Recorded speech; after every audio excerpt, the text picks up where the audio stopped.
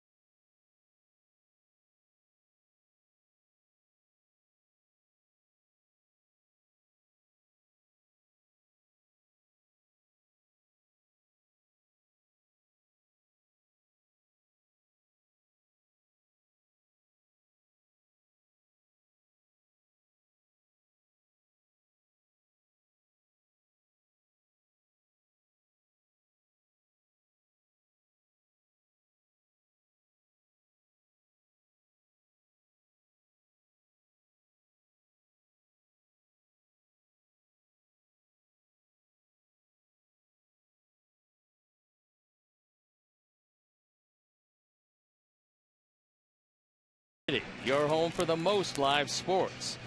Tonight's game's available in Spanish on your SAP audio setting, provided by 97.5 FM ESPN Deportes, Chicago's first and only FM Spanish language sports radio station. It's a humid night for baseball, 78 degrees as the White Sox take the field, and we'll take a look at how Joe Girardi is going to line up his Yankees tonight. Brett Gardner leading it off with Alfonso Soriano hitting second. Then it's Alex Rodriguez, Robinson Cano, who's done a great job against the Sox career-wise. Vernon Wells back in his familiar outfield spot. Then it's Nix, Nunez, Adams, and Romine rounding it out. The White Sox defense is brought to you by Toyota. Let's go places. Diaz, Danks, and Rios in the outfield with Gillespie, Ramirez, Beckham, and Konerko in the infield. Josh Fegley with the nod behind the plate. And Chris Sale on the hill. Chris looking for win number 7. His ERA still below 3. This is his 21st start of the year. He's completed 3 of them. And opponents hitting a very, very respectable 223 overall. But look at the walk to strikeout ratio. It's just about 5-1, which is among the league leaders in that department. The umpires for the game tonight: Alan Porter behind the plate, Greg Gibson is at first, Jerry Lane is at second, and Hunter Wendelstedt is at third.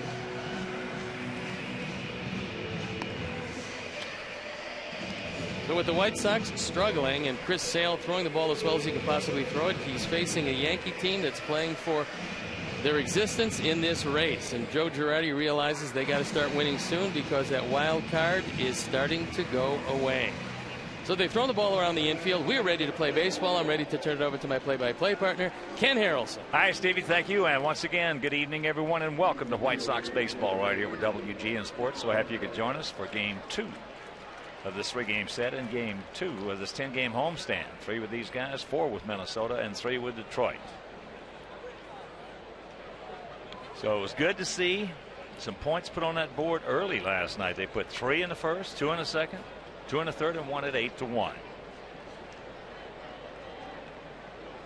So here's Gardner hitting at 271, 7 homers and 35 knocked in. First pitch of the ball game.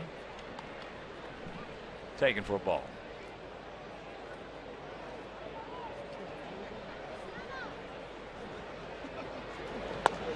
There's the strike.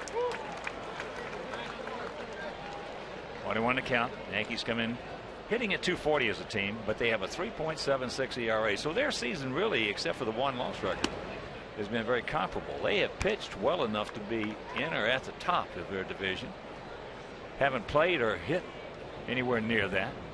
We have pitched well enough to be in or at the top of our division, but every other department's just been awful. Well, you alluded to it at the top of the show, and that is the Yankees are playing some lineups that don't resemble anything like we've seen from the Yankees before. No. Tonight, no exception. Yeah, when you take, the guys we're accustomed, your Jeters, your Teixeiras, and those guys out. Well, Granderson has missed most of the year, Yes, and he's one of their big factors in this lineup. Yeah. Curtis last year, 43 homers, 106 knocked in.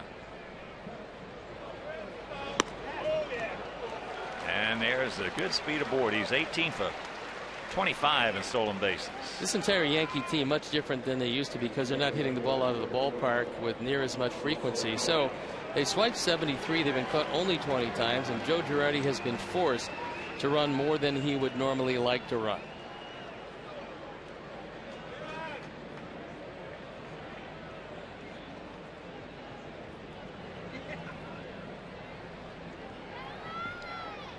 Here's Soriano.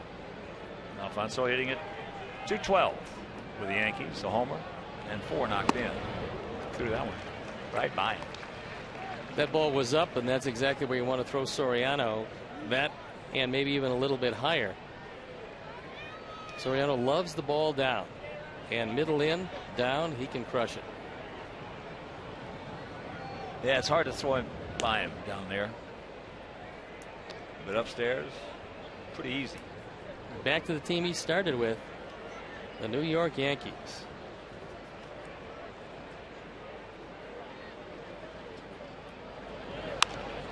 That's chopped foul right side. And here at the ballpark, 330 down the left field line, 335 down the right field line, 375 in the gaps, and 400 straightaway center. The wind very much a factor here tonight. The flags are blowing toward left center field.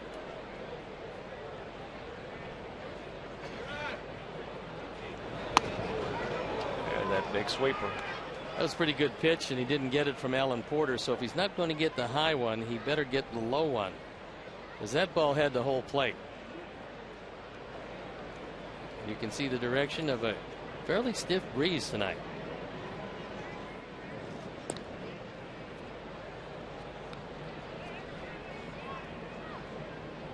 All right, 24-year-old southpaw, 6'6", 185 pounds, out of Lakeland, Florida.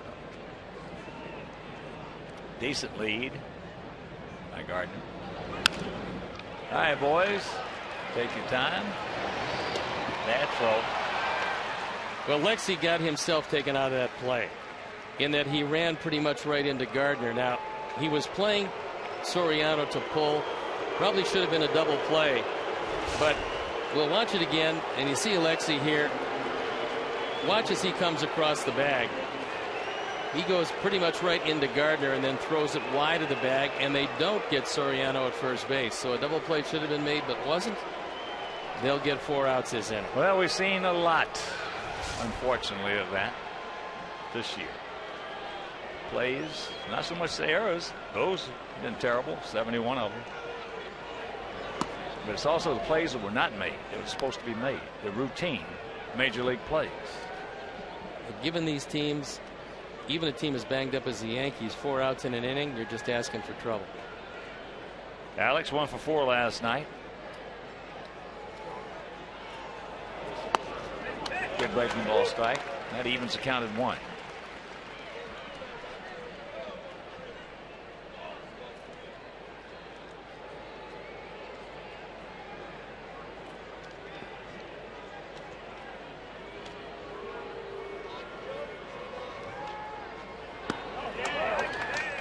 And the count 1-2. 647 home runs. Go along with 2 knee surgeries and 2 hip surgeries. There he goes. safe.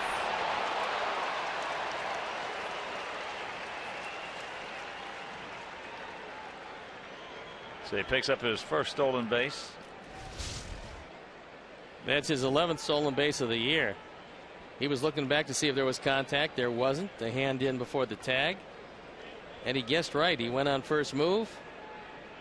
And so the man that was not doubled is now in scoring position. And a 2-2 count to Rodriguez.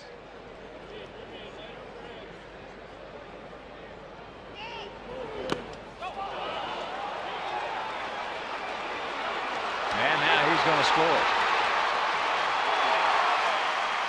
That's where the pitcher has got to yell at Josh Phegley. In this case, Chris Sale has got to yell at Phegley. Dugout. Tell him where the ball is, because Phegley completely lost track of where it was. Soriano faked going to third. Then he stopped. And Josh couldn't come up with it. You see him stop. Now Josh has no idea where the ball is. By the time he does figure out where it is, it's too late. Well, you said it. Previous pitch. The man who should have been doubled up is on second. And now it's 1-0. It's amazing. Absolutely amazing. It's most likely going to go as a wild pitch. And an earned run. That's amazing. Yeah, it is. You don't turn a double play. So that's the second walk of the inning.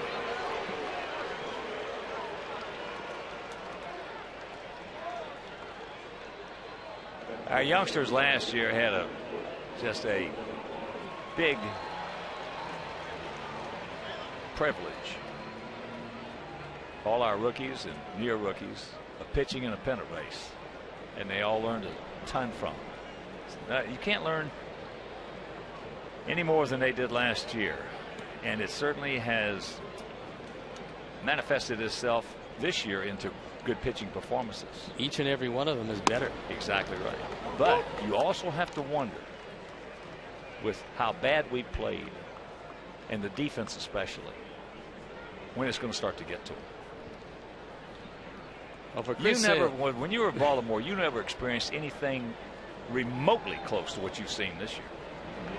but I played on a few teams before I got there that weren't particularly good. Yeah, but you didn't win a Cy Young with those teams. No, of course not.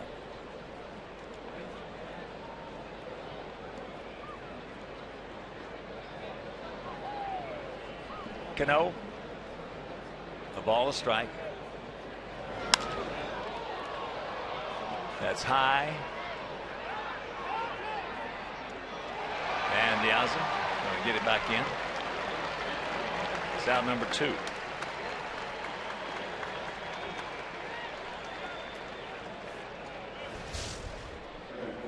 Looks like that wind actually kept this ball so that Alejandro could catch it. Reason why he's playing tonight and playing left field is Jordan Danks is playing center because Dan Viciedo jammed his thumb last night.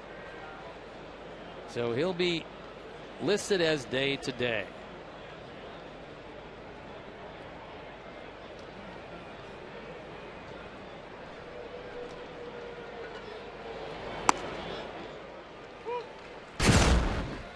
This was last night. Robinson Cano takes it the opposite way. And on the dive, Viciedo jams his thumb. However, he does throw him out at second base.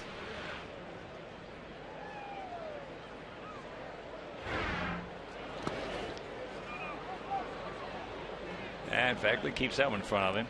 Wells 3 for 4 last night, and I mean, he just scalded all 3 of them. 2 doubles, a single, all down into the left field corner.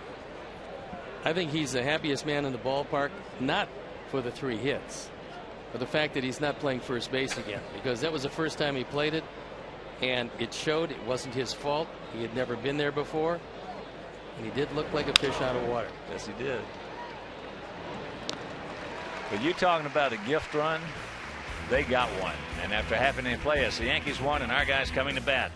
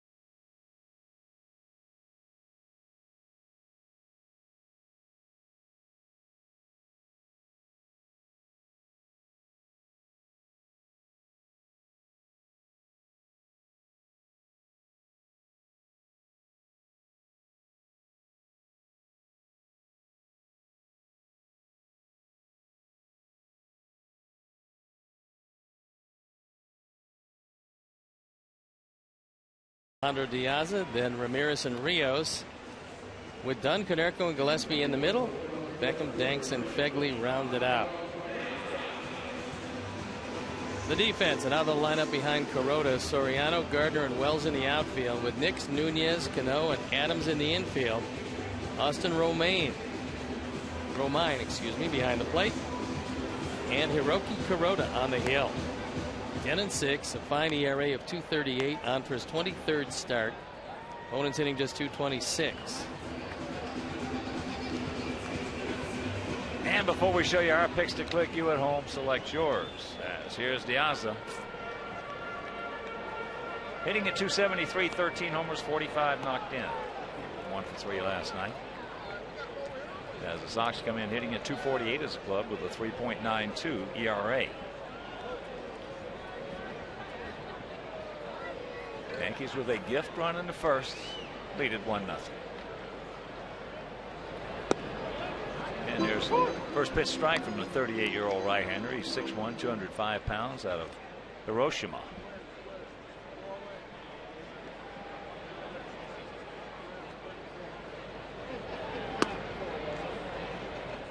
One and one to count. He's not going to overpower you, but when he goes to the wipeout pitch, that's usually a splitter, and it goes straight down.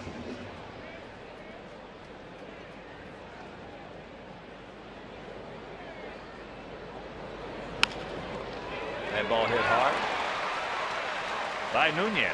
So a good way to start. Well, like Pettit last night, Kuroda doesn't want to throw strikes. He wants you to chase that splitter. He wants you to chase the pitches off the plate. And that ball stayed up in the zone. It most likely was a splitter. Gets it by Nunez, who made a couple of fine plays at shortstop last night. That one hit a little too hard for him, and Andy Pettit just didn't have it. One of the rare nights for a man who was still 100 games over 500. He went just 2 1/3, gave up 7 runs on 11 hits. Most un-Pettit-like. So here is Alexei hitting at 283, a homer. He's driven in 29. There he goes. He did not get a good jump at all.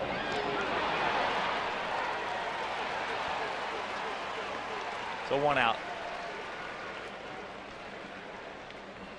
Romine threw a bullet to second base. It's a straight steal. You can tell the fact that he never looked back, but he has no chance whatsoever. He gets a face full of mitt for his efforts.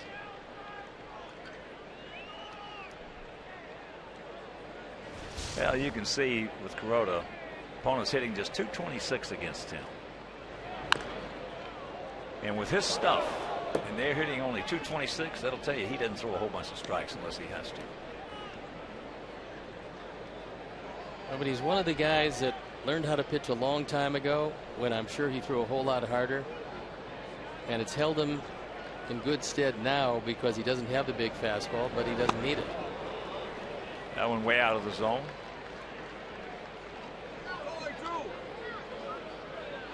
Now, Romine thought there were 2 strikes. Alan Porter passed him on the side. Said, nah.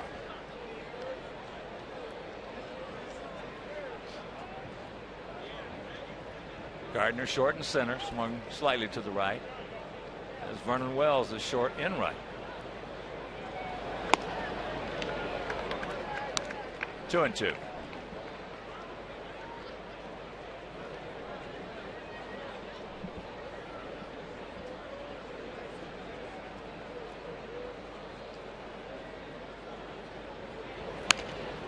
Ate him up. Nix. 2 down.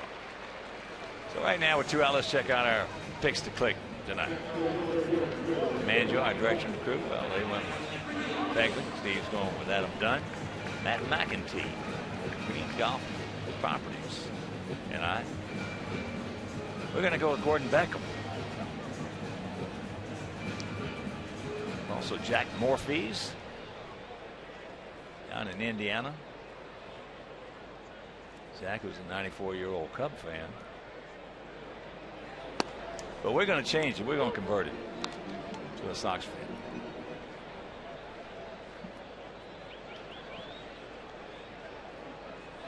At that stage, good luck. He sounds on the telephone like he's 94 going on 30.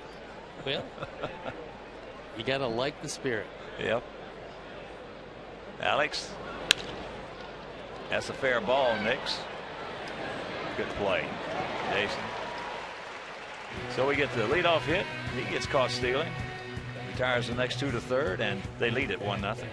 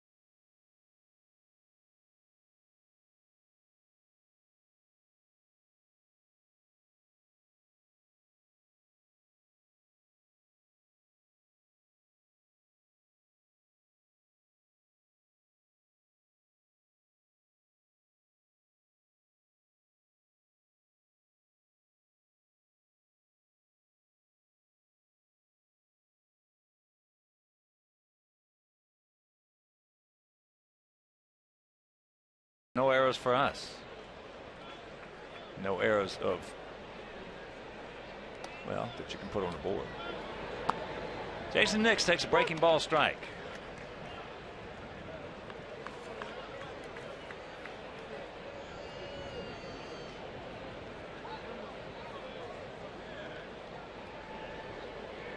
Jason hitting at .235, a couple of homers and 21 knocked in. One of the things we saw from him when he was here was that he tries to pull just about everything. And he did. He usually leads the league in foul home runs. I'll tell you what, he hit some bombs just foul here.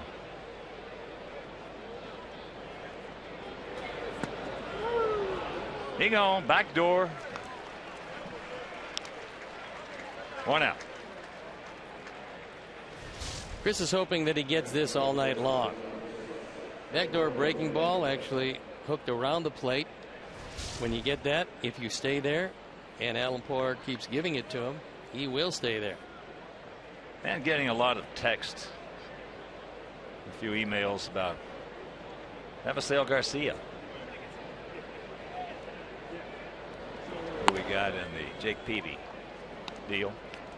Well, Avisail down in Charlotte's hitting .389. That's 7 for 18 with a triple homer, 7 RBIs, 2 walks, 6 runs scored since joining the Sox organization on August 1st. And here it is, August 6th.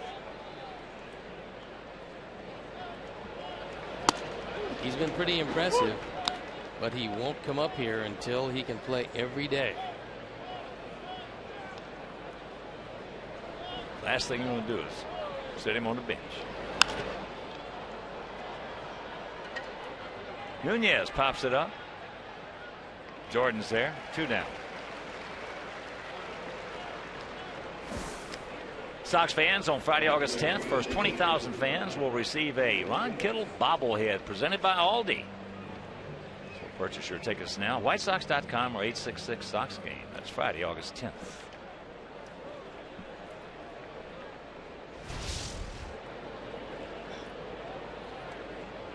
Here's the first baseman, David Adams, hitting at 198, a couple of homers. He's driven in 11. Takes a strike. Adams is a second baseman. He's a third baseman. But he just don't have a lot of people to go and play over there. Well, I mentioned two. A couple of Yankee people yesterday and a couple prior to the game today. This might be Joe Girardi's best managing job. He has had to mix and match and improvise. I mean, he's gone from private to master sergeant, gunny sergeant. I tell you.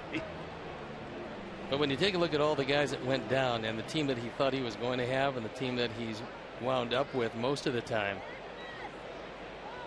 it's been a tough year for Joe. And they're still above 500. They get up to a 30-18 start. And since then, because of injuries, they've slowly started to slide down the hill. And of course, they're in a very unforgiving division, that American League East. He gone. And that's a nice 1-2-3 inning. He's retired 5 in a row, but we trail at 1-0.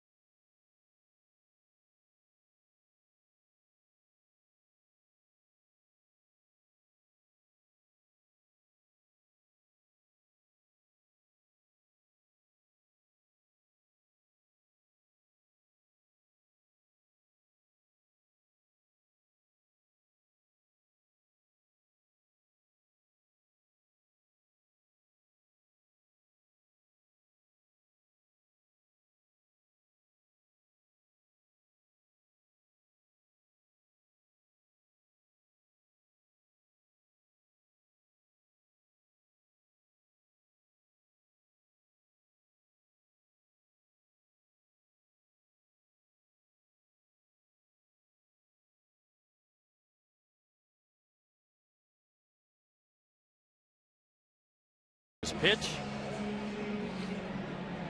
And he does a pretty good job of it. Almost getting it there.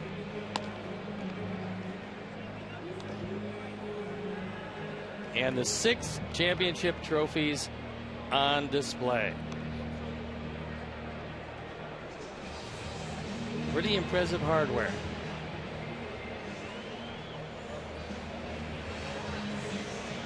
And a lot of folks standing around getting pictures taken with the trophies.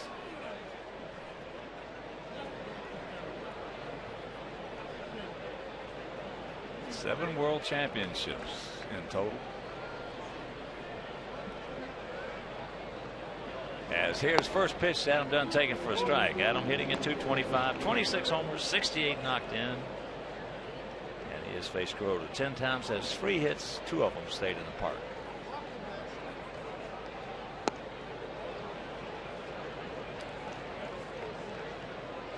Yeah, if he throws first pitch strike, you got a problem. It's liable to be the only strike you get. Then it opens up the wide world of stuff. Yes, it does. 'Cause he can make the ball do a lot of different things. That's high pop up in the center field. Adam almost hit a grand slam out of here last night. I talked to him after the game. He said that is the hardest ball he has hit all year. Wrong part of the bat. Yeah. I mean, he absolutely, that ball was maybe the highest we have seen a fly ball all season long. He said, Hawk, I got every bit of that thing. but it went straight up.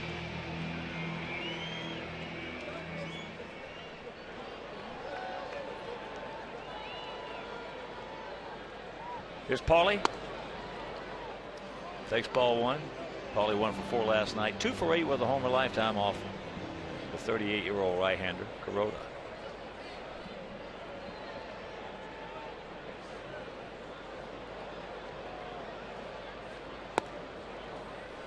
And Kuroda, by a wide margin, has the lowest ERA of any Japanese-born starting pitcher with at least 50 games started.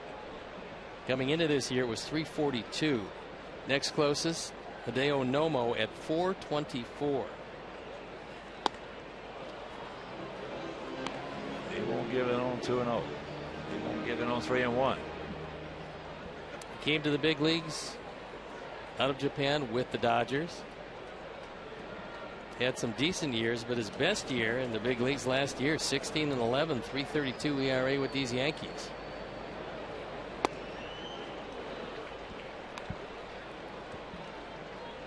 Well, he reminds me a lot.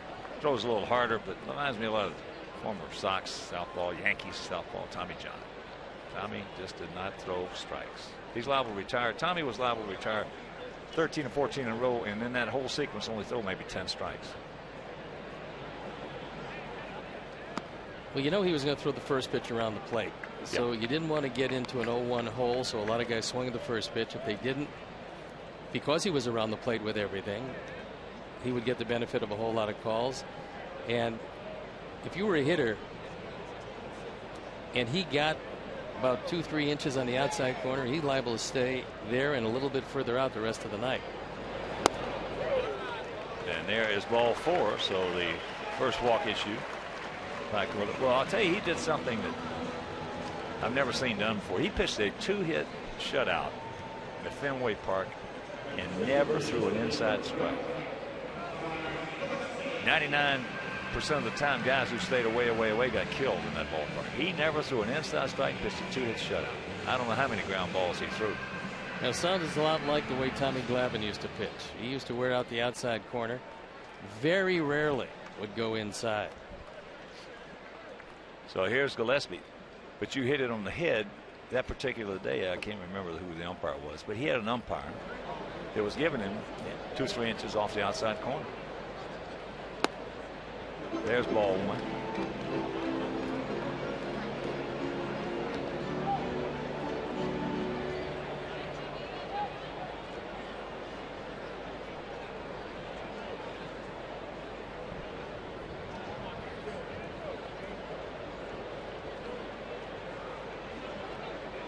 I believe 287 wins. There's a line shot. It's going to hang up for Soriano, who stays with it and makes a beautiful play, a beautiful catch. Unfortunately for Gillespie, 2 down. Maybe the greatest improvement in the play of Alfonso Soriano has been on the defensive side. When he shifted to left field at first, he was not very good. In the last couple of years, he's become much more than adequate. He's become a good left fielder. And here's Beckham. Gordon 2 for 5 last night. Takes first pitch strike.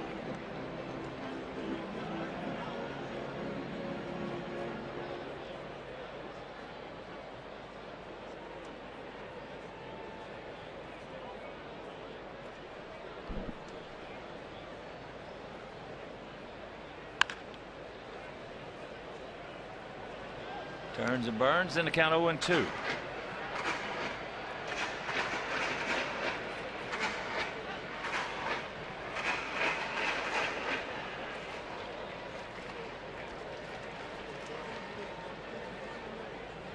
Gap out there in left center.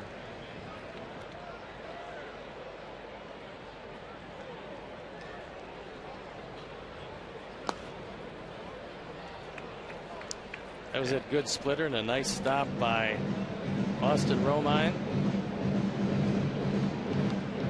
You got a guy who's going to throw a lot of splitters. You've got to have a catcher who is very good at smothering low pitches.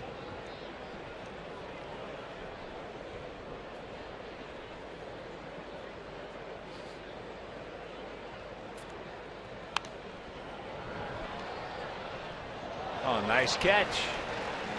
Barehanded, no glove. Got his girlfriend sitting right beside him.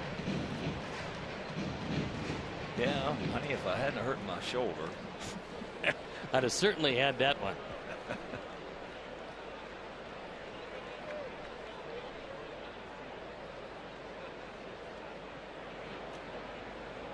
For 1-2.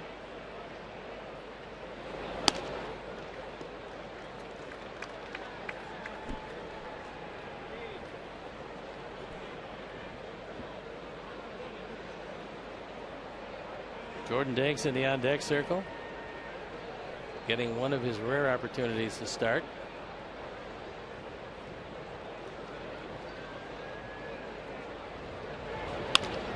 And there's a solid base hit right back through the middle. So Paulie will pull up. And with 2 out, we have 2 on.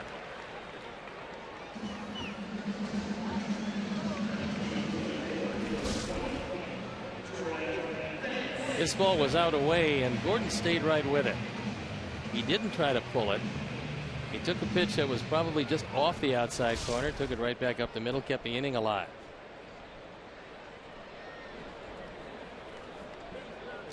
Take him up, Jordan.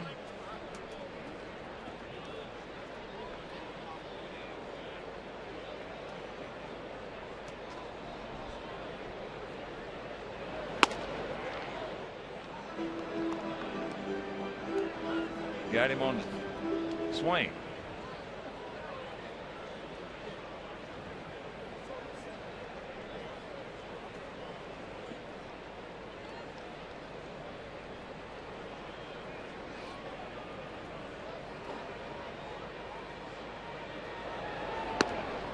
A gift run, if you're just tuning in, we gave him in the first inning. He walked Gardner. Soriano hit what should have been a sure double play. But a bad throw to first.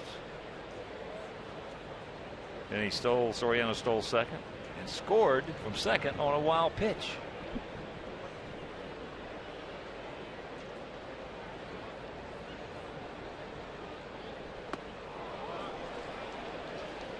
That's not going to work. You got to make this guy get the ball up. Start chasing stuff down there. You're going to either kill some worms or strike out.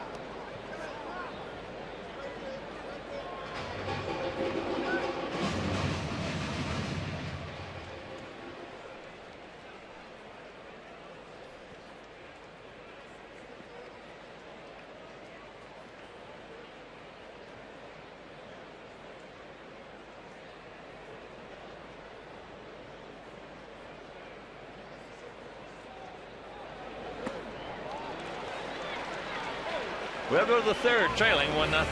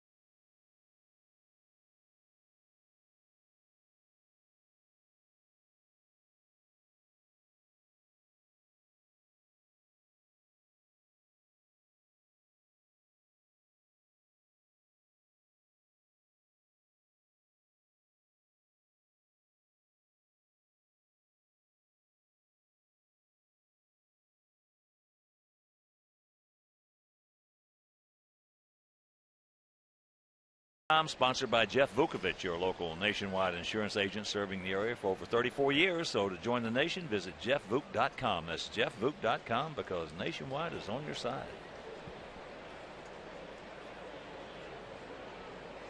Austin Romine, catcher, 24 years old.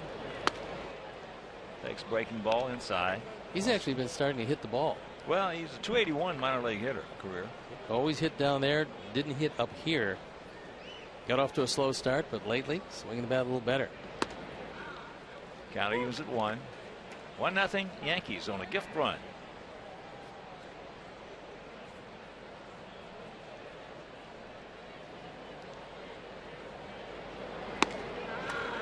Another strike. Minnesota shutting out Kansas City 4-0 after 2 in Kansas City. Atlanta leading Washington 2-1. Bottom of the 6th in Washington. Bryce Harper has homered as he gone. Third strikeout.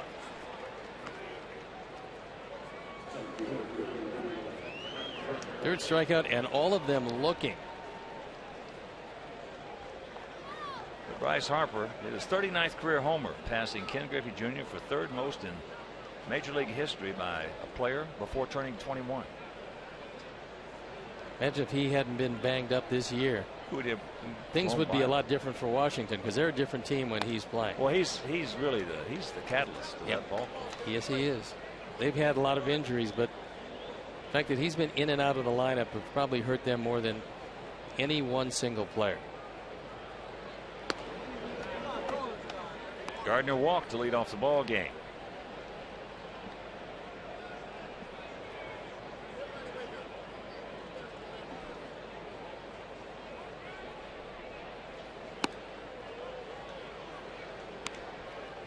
On the verge of walking one more time.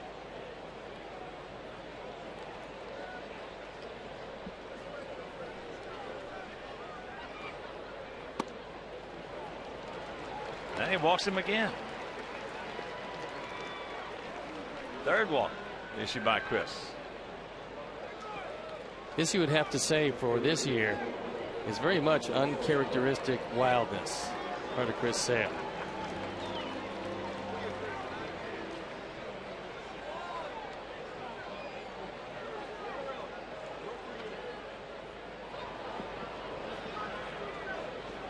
Soriano hit in the 4-6 fielder's choice, which should have been a perfect double play, but it wasn't. You were part of that rivalry, Red Sox Yankees. What was it like to go to the ballpark and knowing you're playing a team that most of the time you really dislike? I mean, really dislike. Well, yeah, but see, when we played them, that's off the end of the bat. Jordan now reads it, picks it up, and it's out number 2. You got to remember, after 64, the Yankees weren't very good. 64, they got beat by the Cardinals in the World Series. Yeah. 65, of course, Minnesota won it. 66, you guys, Orioles, won it. 67, we won it. We used to kill the Yankees.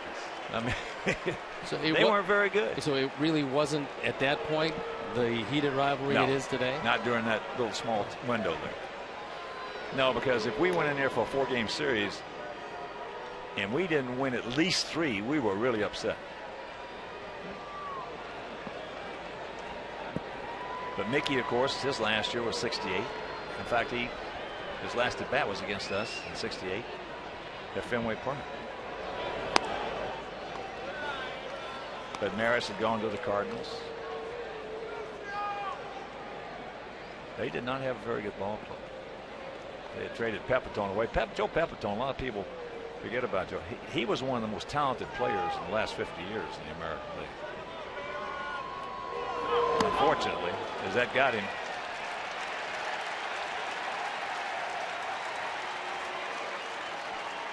So the walk hit batsman, 2 out, 2 on. Tries to get that fastball in and gets it a little too far in. No, the big rivalry we had in that time zone was with the Tigers. We used to get in a fight with the Tigers almost every series. It was really heated. They'd knock our guys down, drill us. We'd knock their guys down, drill them. Except for Kaline. You didn't want to throw it to Kaline. You didn't want to upset him. It's some pretty stout pitchers in those days, those Tigers. Yeah, they did. Lolich, McLean, Earl Wilson.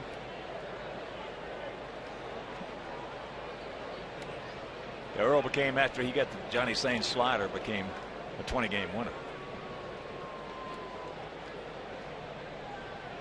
And even with lefty here, you still worry about Cano because you can't pitch around him in this situation.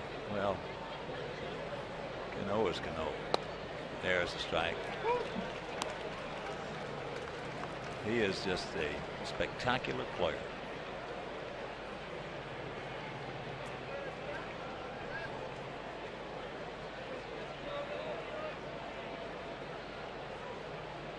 One of the great approaches to the pitch.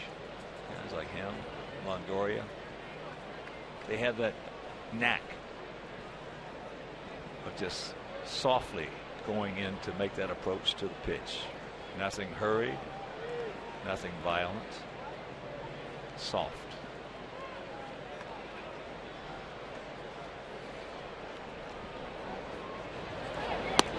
But not on that one. No, it was a little soft. The problem was he wasn't around as that one swept way away. Yeah, Chris has got one of those, and once it starts, it just doesn't stop. It just keeps going. That's the way our Wilson Alvarez fastball was. Once it started, it just kept on gaining speed. Here's the 0-2, and there's the base hit. So the throw, he gone. Good play by Fegg on a beautiful peg by Diaza. Well, one of the things is Wells didn't tell him to slide, and that's somewhat surprising. We'll go to break with a pinpoint throw to the plate, and Vernon Wells does not tell him to get down.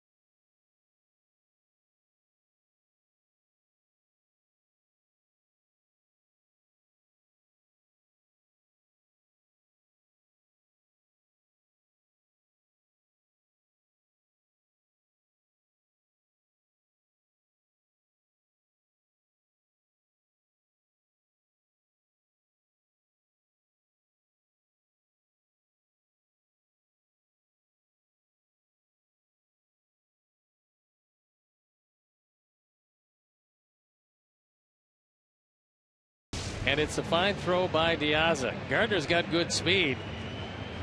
The throw is right on the button. He elects not to slide. He thinks he got the foot in before the tag. Alan Porter doesn't. We'll look at it from a different angle. Like he just clipped him right on the left cheek. Fine play by Alejandro, and he got him by a butt. That's right. Find out what's possible with products and services from AT&T. Rethink possible. So here's Fegley. Takes ball one. Josh at 203, 3 homers, 11 knocked in.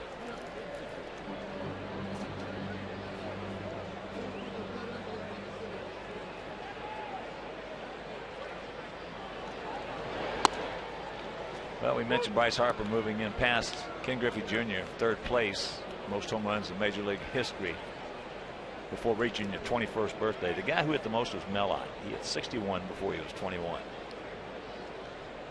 Next was Tony Conigliaro, who hit 56. He led the league when he was 20.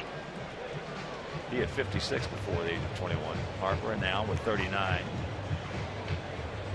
Junior with 38. Of course, Mickey Mantle, he had 36 before the age of 20.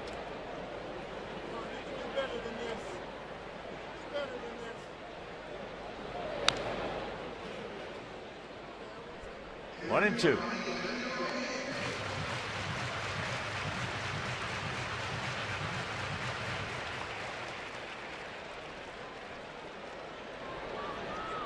Boy, that was a beautiful peg by Alejandro. Got the right bounce, charged it perfectly, and threw it right on the button. Well, usually if you can grab the 4 seams as an outfielder while you're hurrying to make the throw, if you can get fortunate enough, and sometimes it's luck, you get the 4 seams, you're usually going to get a pretty true bounce. But when you get, sometimes you'll grab the 2 seams, sometimes you grab the no seams. That's when you don't know what the ball's going to bounce, how it's going to bounce.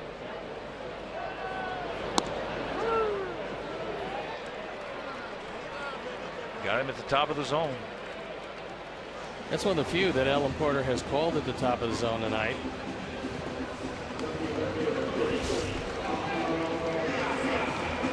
Well, with him, we're getting a break that he won't call the top zone, because if you got to cover up and down against Kuroda, you're probably going to get beat. No, you can't cover down anyway, because I mean, if he throws you a low fastball, well, then he's going to throw you one. But most of the time when you see it, you identify fastball, but it's a splitter, and then it just drops out of the zone. The one thought you got to have off a guy like this is make him get it up. Make him get it up. Yeah, it was a singles, and then was caught stealing.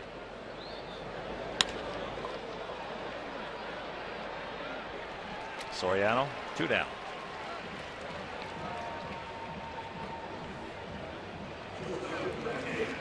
And you can watch the game in luxury from behind home plate in the Gold Coast Tickets Club here at US Cellular Field. Gold Coast Tickets, you got a guy. That's Seth Sharon. All the good folks at Gold Coast Tickets. They'll take care of you. That's a beautiful place to watch a ball game. Wow. Food is fantastic. Right behind home plate.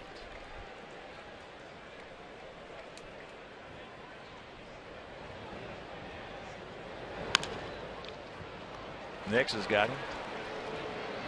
That didn't take long. 1, 2, 3, and we'll go to the 4th.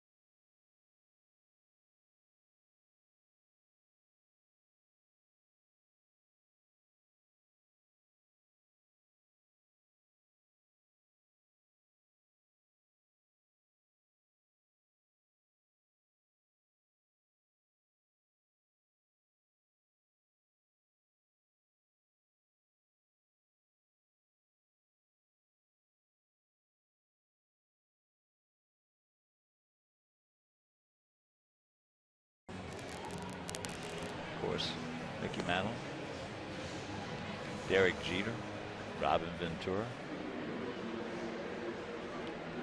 Lou Gehrig. Wow. See the different grains in those bats. So if you're stopping by to see the game tomorrow, stop by out there and look at some of those bats.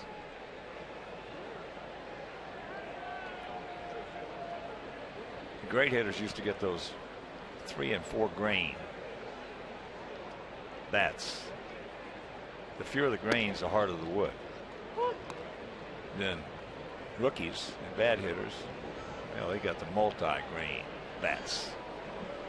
10, 12, 15. 0-1 the count to Vernon Wells. And that's top foul.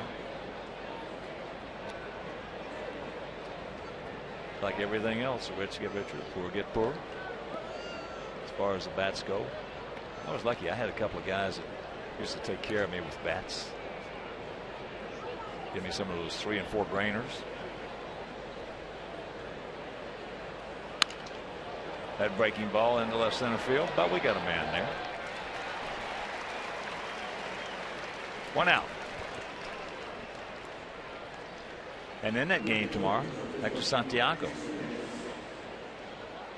against CC Sabathia. CC's having some problems, and normally he's a handful, but this year slider is not sliding. Conversely, the man you're looking at, Hector Santiago, has had just a terrific year and is throwing the ball very well. He, like Quintana, is just getting better and better.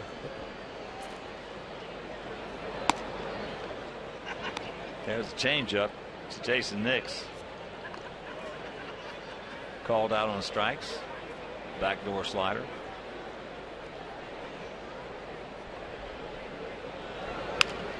There's the bullet. So Nix, the 1-out double. That's his 9th two-bagger.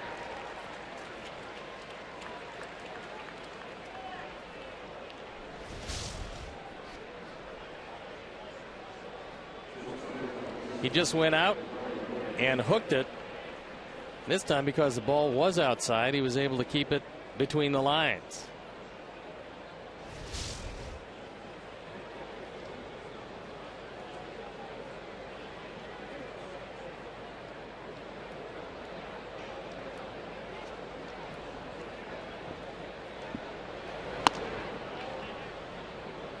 Nunez popped up to center.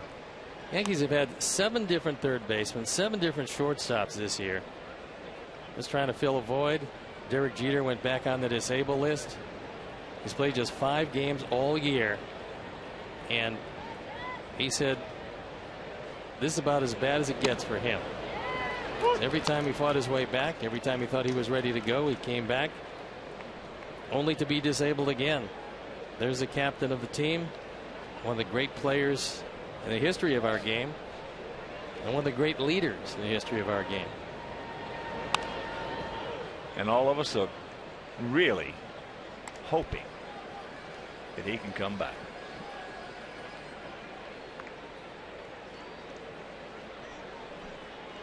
Minnesota leading Kansas City 5-0. That's James Shields on the bump for the Royals.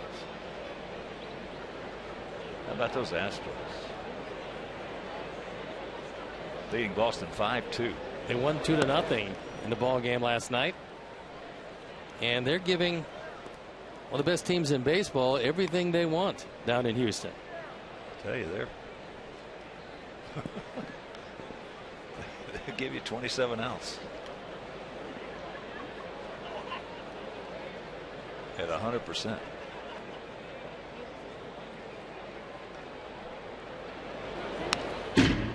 Nunez just did get a piece of that one at 96.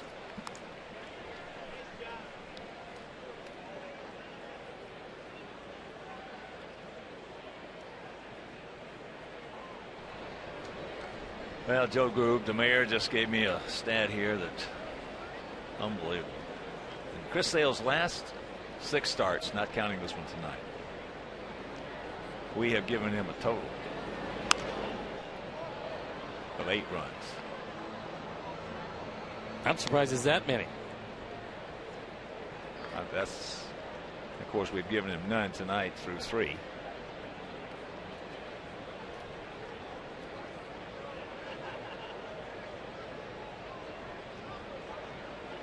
Seems like every team's got a guy that wears it. Oh yeah. Oh yeah. That is nasty right there. 2 down. Nunez didn't like it, but Alan Porter's been consistent with this one.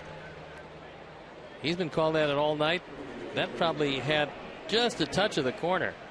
But that backdoor breaking ball coming from way out over the third base, the left-handed batter's box, I'm not sure how any right-handers catch up to it. I'll tell you, Alan Porter, he's really impressive.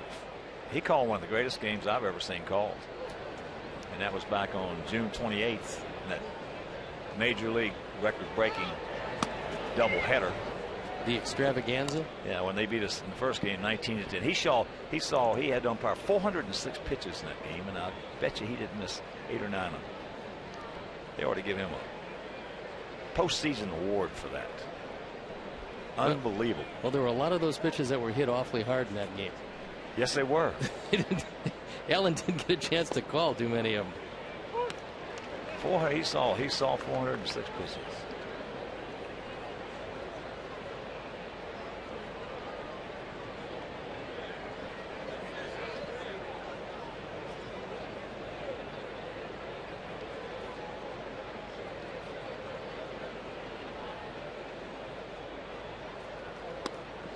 That one stayed out there.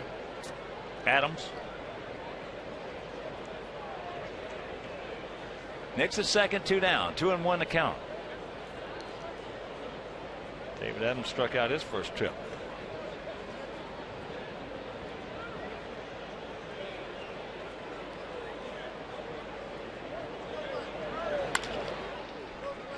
Free hopper.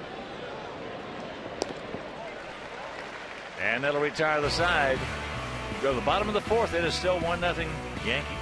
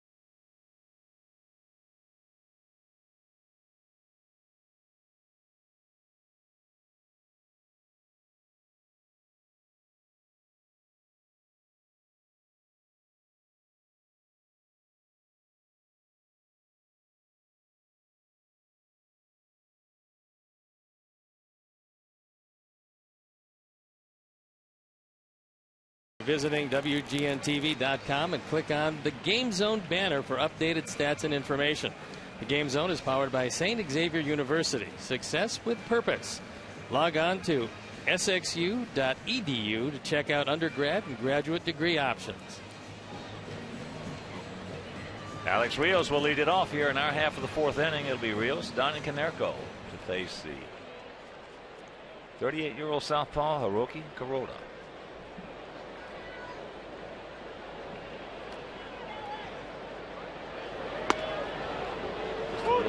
Spinner drops it over for a strike. Good pitch to hit, but on the first pitch, yeah, let's take it.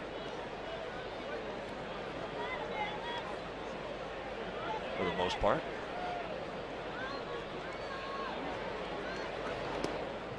Man, we got a couple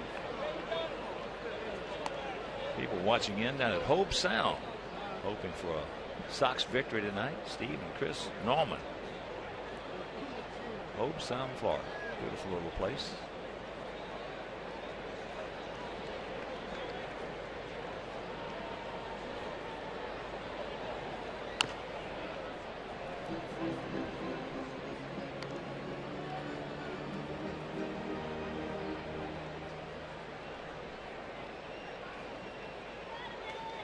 I think Gallagher's a little unhappy with himself because that ball was well in off the plate. But that's what Kuroda will do to you. He just doesn't want to throw strikes if he doesn't have to. He sets up on the extreme first base side of the rubber and seemingly gets a better angle for that splitter. Well, you mentioned it the other day. We were talking about golf courses. As that's in the center field. And you had asked me about Tiger at Firestone, and I said, well, it just fits his eye. And then you responded, just like pitching. Some hitters just fit your eye.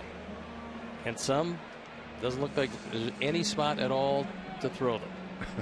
Just, I don't know why it is, but that's what happens. Then you go to plan B? Well, yeah, sometimes a little deeper than that, depending on who's hitting. Here's Adam, popped up to center field. And as a hitter, some pitchers just fit your eye, others don't. Adam's been swinging the bat very well. And he's been driving the ball to left and left center field as well as straightaway center. Last 6 weeks or so, hitting just about 300. And when you consider where he's come from, batting average is respectable.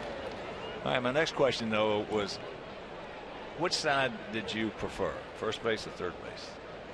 I actually moved depending on the pitch. That's what I was getting to ask you. Yeah. Did you move and adjust? I started in the middle, and then depending on what I wanted to throw, I would move to one side or the other, trying not to get into a rhythm or pattern so that the hitter could actually see. If I moved to the third base side, I was going to throw a slider. If I moved to the first base side, I was going to try to keep the ball in on him by running a two-seamer. So, but I used to try to get, obviously, the advantage you can get by adjusting.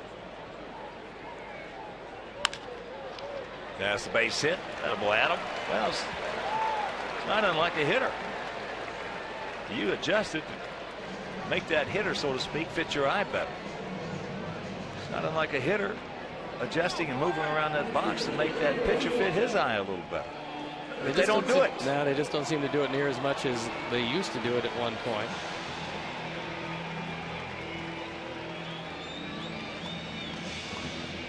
Here's Paulie. Paulie walked.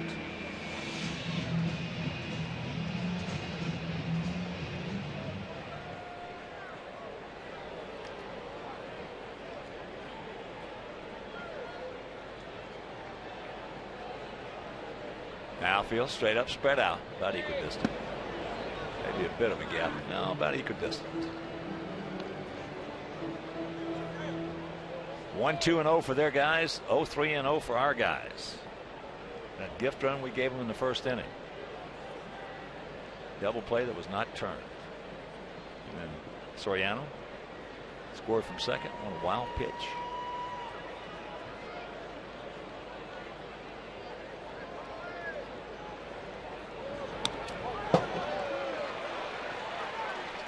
So now we have a man in scoring position. We'll have to see if that's ruled a pass ball.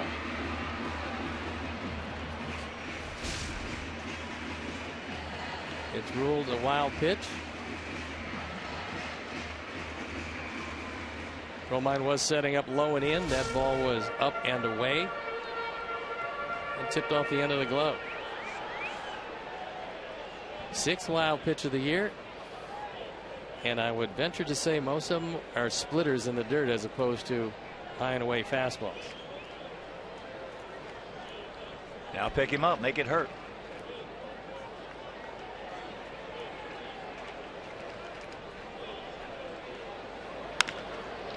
That ball yanked just foul.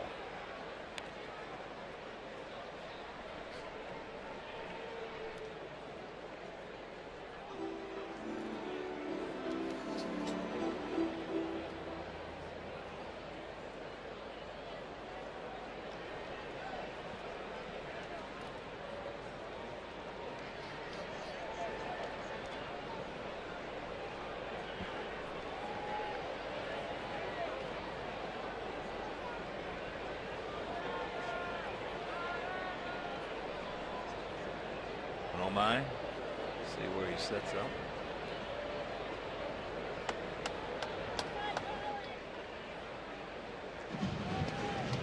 Gillespie on deck. Second of this 3-game set and second of this 10-game homestand.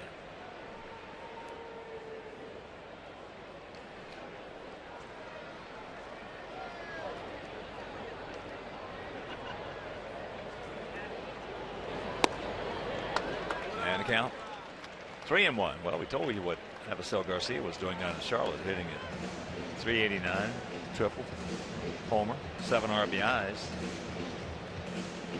Marcus Semien playing well since being called up from Birmingham. He's a good-looking infield. Also, Brandon Jacobs, who we got from Boston, from Matt Thornton. He's played in 18 games. He's hit in 17 of them.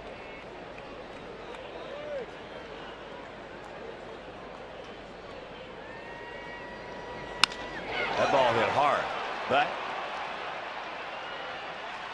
that's a hang Wolfman for Konerko.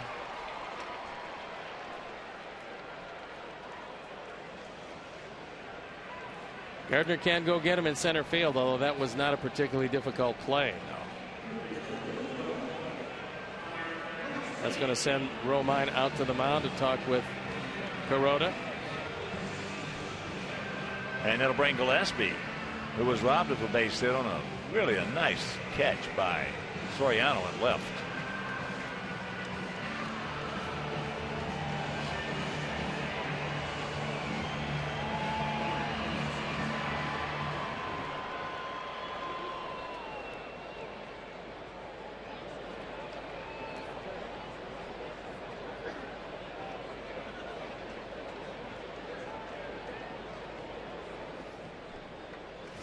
This is a sinking line drive. Looked like it's a base hit all the way. Soriano got a tremendous jump, stayed with it, took it right off the top of the grass, and got it back in a hurry.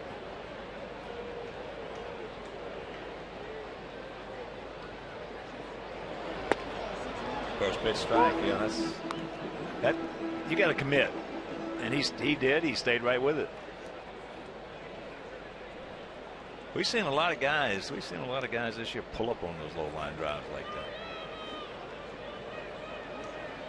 Well, lately the outfield play against us in a couple of series has turned it around. It's been unbelievable. Lorenzo Cain with Kansas City.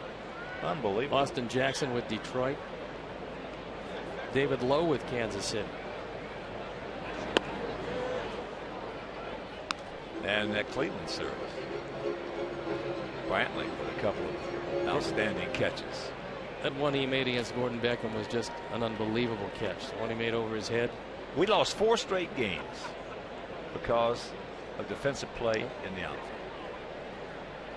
for the opposition. 4 straight that beat us. Cain put on an exhibition, along with Alex Gordon. That one catch he made in left center field, and Lowe, of course, because that's fouled back. And what we've seen the last couple of years too, Steve, is something that I know baseball lifers, so to speak, like you and I are. We're starting to see outfielders who throw better.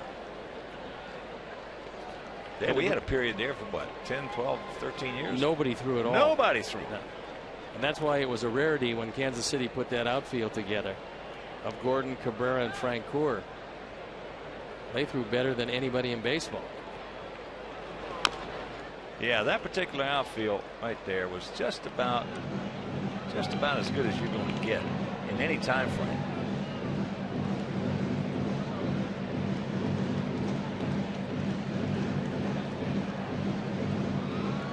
you one thing, they didn't lose anything with Kane out there. And Lowe can go get him. If Kane can stay together, and he's had a history of some leg problems, if he can stay together, he's a huge weapon defensively in center field, let alone with his bat. Well, we talked earlier when we were playing them, it wouldn't surprise us at all if Kansas City put a run on. And they've done it.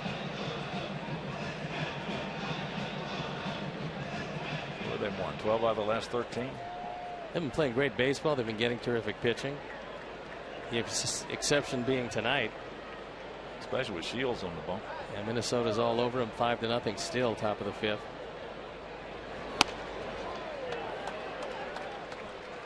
Full count. Beckham on deck. Detroit leading Cleveland 5-1 after 8 at Progressive Field. Those are big games. Detroit came back with a 3-run homer by Avila last night. And that could turn out to be the definitive game of the year. That could really. It was a difference between 2 and 4 games in the standings. Cleveland was leading 2-0. They had led all the way. They had their closer in. And Detroit came back, beat them 4-2, and looks like tonight maybe the air went out of the balloon. And there's a shot base hit. Big man is going to be waved around. Vernon Wells with a throw, safe, and this game is tied at 1. Another bullet off the bat of Gillespie.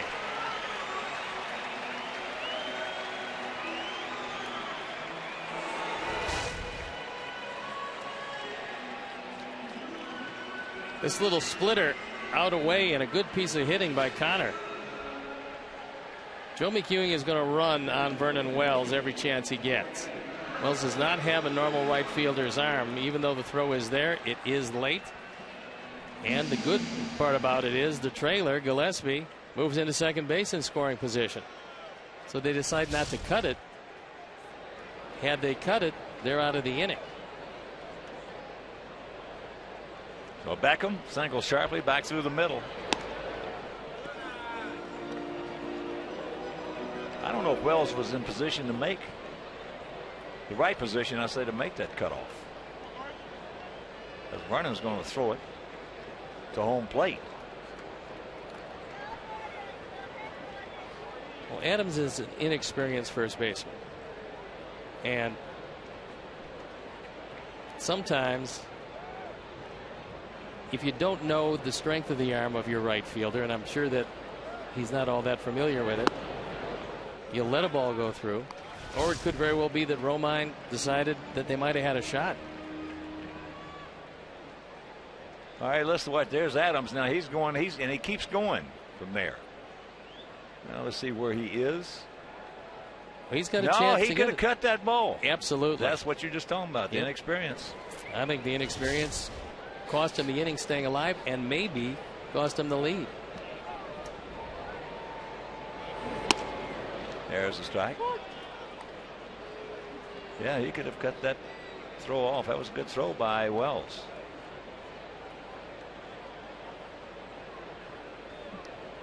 Vernon for years was one of the premier center fielders in the game. And in fact, the man who was always to his left was Alex Rios. Wells was just a great center fielder with Toronto.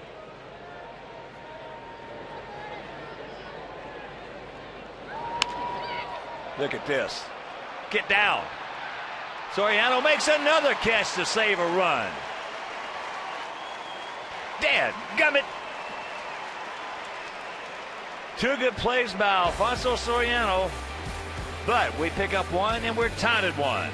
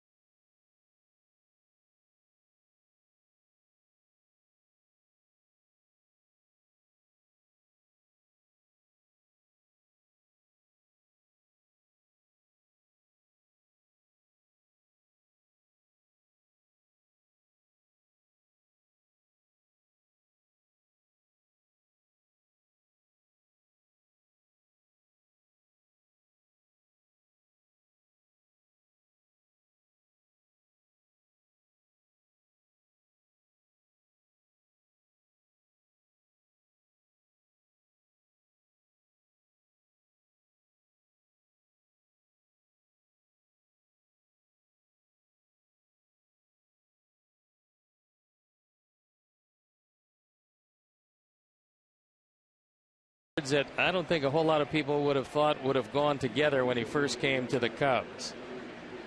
But the last couple of years, he's really worked hard to make himself into a guy that is a plus in left field. And he's made 2 plays tonight that probably have kept this game at 1-1. Had he not made either of them, could easily be 2 or 3-1 at this point.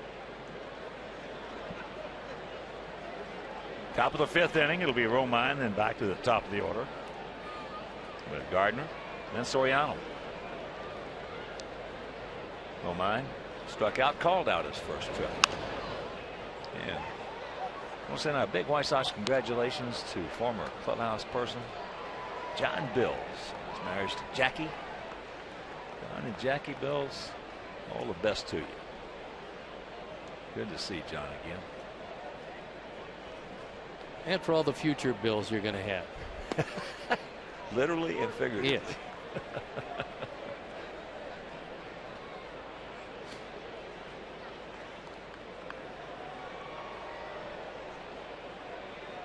Two-strike pitch. All hit hard.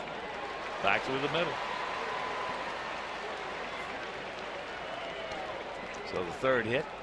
And Sox fans, join us for country music night and post-game fireworks presented by Pepsi on Friday, August 9th at 7:10 when our Sox take on the Twins. So purchase tickets today by visiting whitesox.com/country or calling 866-SOX-GAME. Now we have the final against these guys tomorrow night here. It'll be Santiago against CC Sabathia. So make your plans to be with us. If you can, we'll have it for you on Comcast Sportsnet. Then Thursday will be an off day. Then Friday, Saturday, and Sunday, it'll be Minnesota Twins coming in for 4 games. There'll be a doubleheader, a split doubleheader on Friday. First game will start at 1 and the nightcap at 7.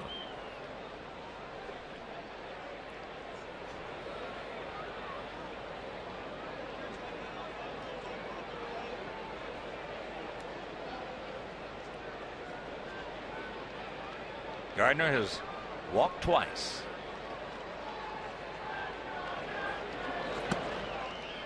And he is 2-0 right here. And for whatever reason, he's not fitting Chris's eye tonight because he hasn't been close to him.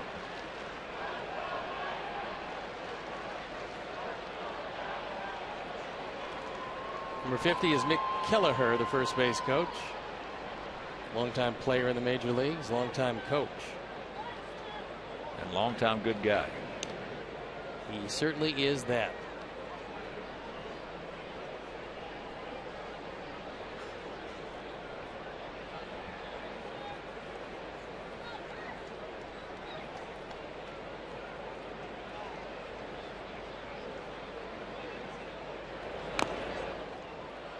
That bunt is foul. Soriano on deck.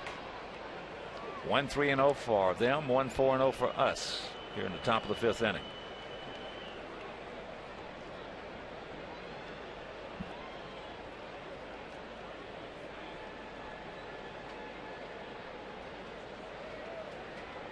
Rob Thompson has gone through his set of signs.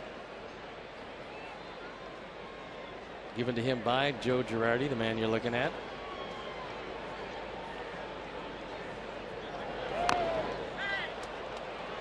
Not a very good attempt right there, and the count evens at 2. And another great job by our buddy John Vincent on the national anthem. John Vincent. Boy, what's the shoulders he's got on him. Cleveland Indians used to have a pitcher named Barry Latman. Who, that's what his nickname was, Shoulders. He was wide. I don't think he's as wide as John Vincent, though.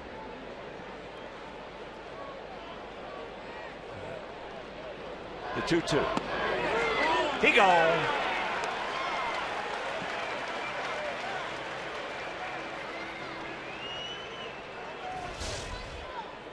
That's 5 strikeouts, and every one of them has been called.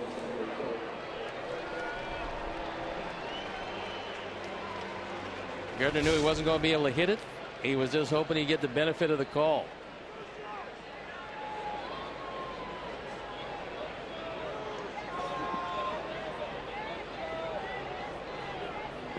Soriano 0 for 2, hit into a 4-6 fielder's choice. That should have been an easy routine double play It was a bad throw to first. Then he stole second and scored from second base on a wild pitch, which you don't see that very often. Only when a catcher will lose track of where it is and isn't alerted to where it is.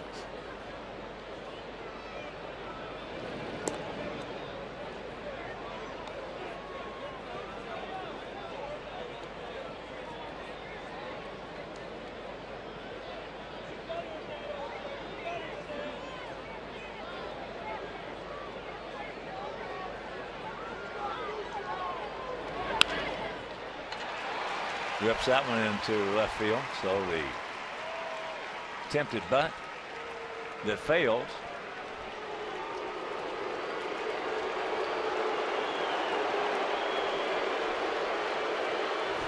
Chris got this one down.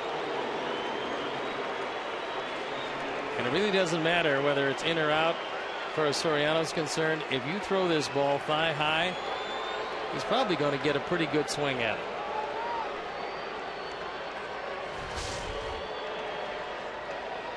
So here is Alex.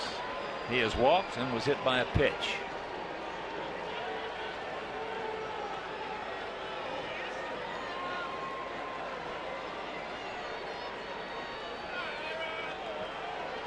One out, two on. Hit right at him. That's a hang whoop'em for Rodriguez. He hit it right on the money. Two down.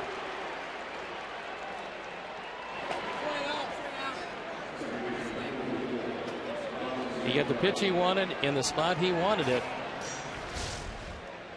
But Jordan Dank's right there.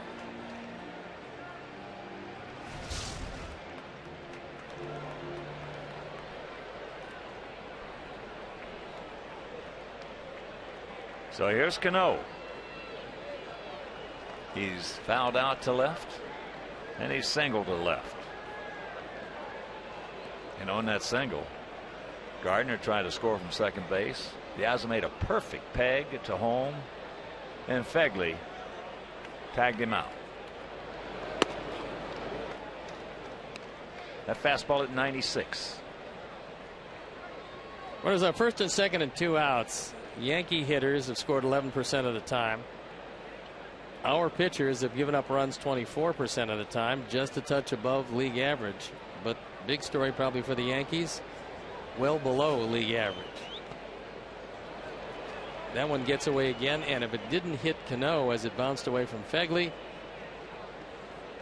the runners might have advanced. Chris Sale's not the easiest man in the world to handle, and the fortunate part was when it bounced away from Josh, bounced right off the arm of Cano and right down at his feet.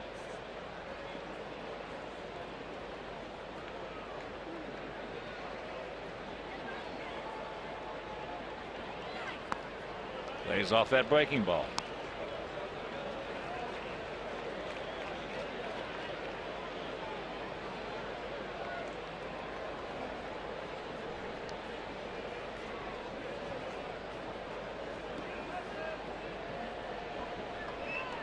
Cleveland hitting in the bottom of the ninth, trailing the Tigers 5-1. That's Verlander against Masters. 3-0 taking all the way.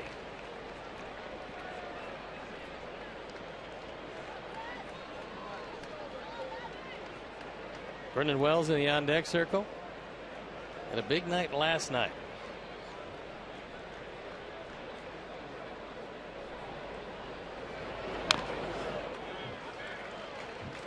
Full count.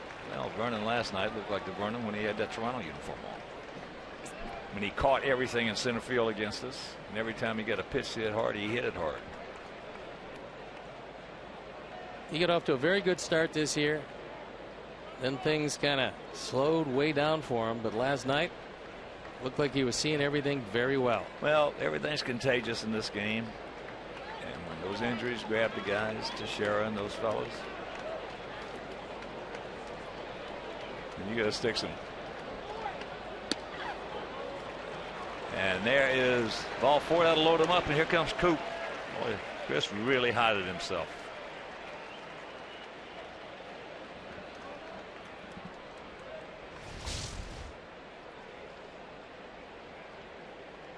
That was a fastball, and he missed by about 1.5 feet.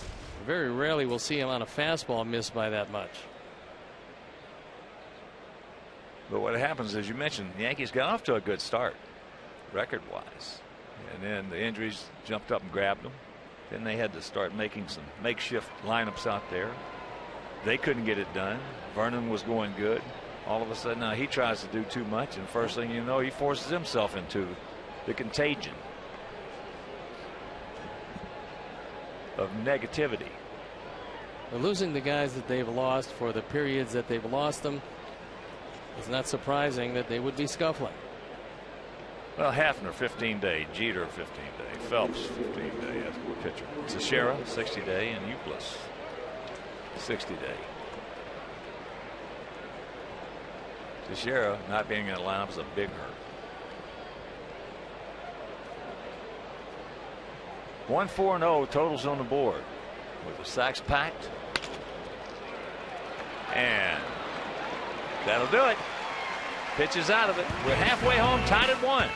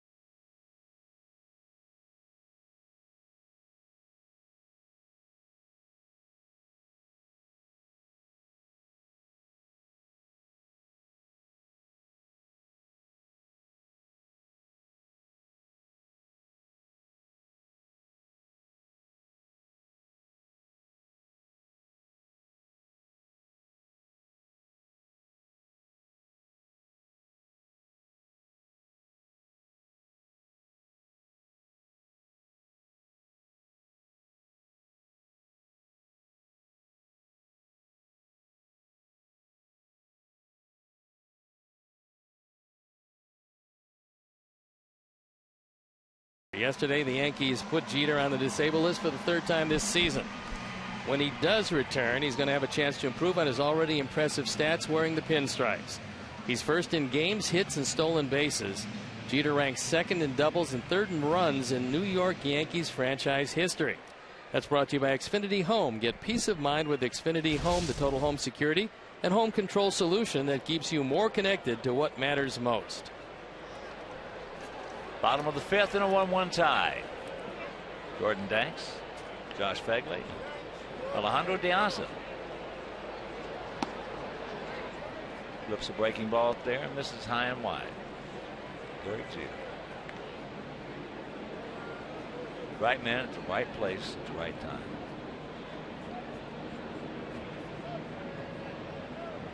He had one big advantage, and it didn't matter where he played or what the stage was.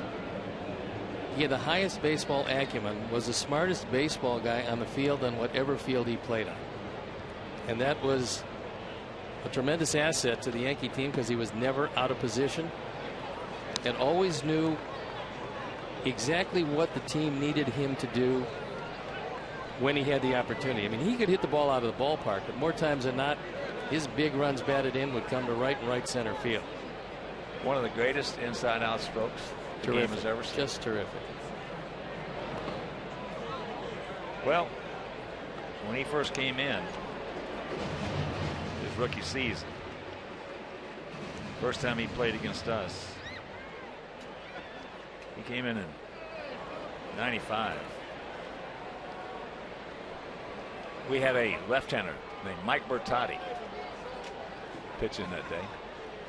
Jeter came up first time. Bertotti threw one right behind his shoulder. That's a good knockdown right there. A welcome to the league. Yeah.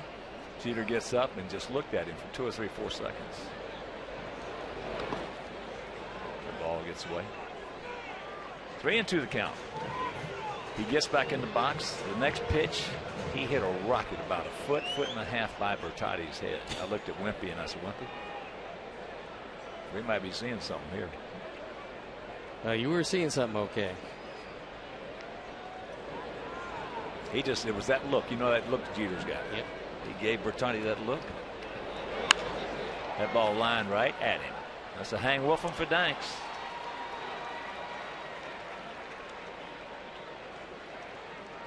Our boys have to try to get it to somebody else. Soriano tonight has been catching everything in sight.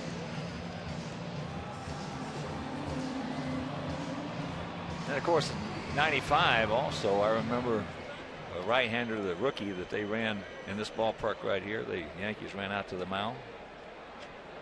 Started that game against us, went 8 innings, struck out 11. As that's up the middle, takes a nice bounce for Nunez. Low throw, can't get him. So the question now is it a base hit? I'd give him a base hit on that, going that hard to his left. We will have to see. No decision yet.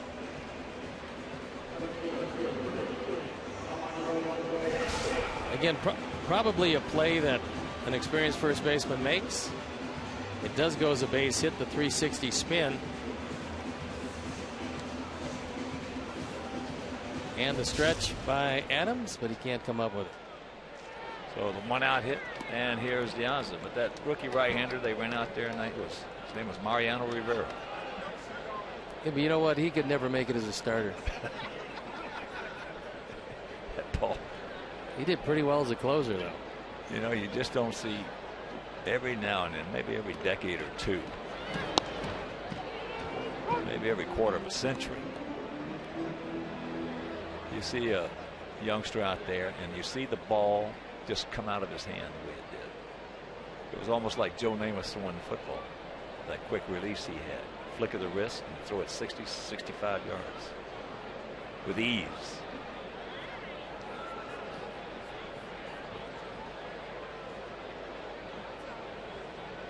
Had a little tribute from Mariano, which they're doing. Uh-oh.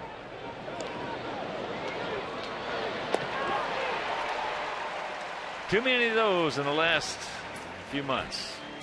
We're into the 6th, tied at 1.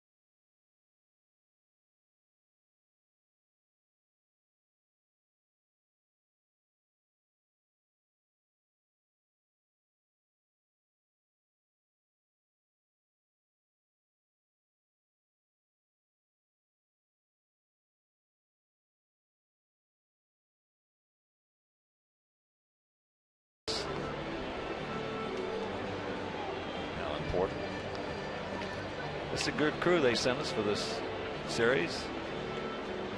And a big media series, obviously, because of yesterday. That's the most media that I've seen here since '05.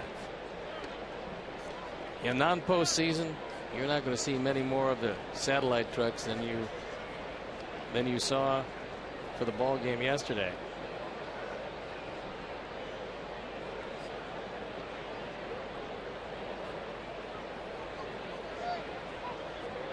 They want something. And while they do that, organize a group outing of 20 or more for a Sox game during the season. Receive savings off the individual game ticket price. You can enhance your outing by upgrading to our new Miller Lite bullpen party porch, pregame patio party, Diamond Suite, or one of our other great party areas. So 312-674-1000 or WhiteSox.com. And of course, that's the Bertucci boys, Bobby Bruno and Handsome Anthony. That's where they roam. They'll take care of you. Like Silk Process over at Bacardi at the Park.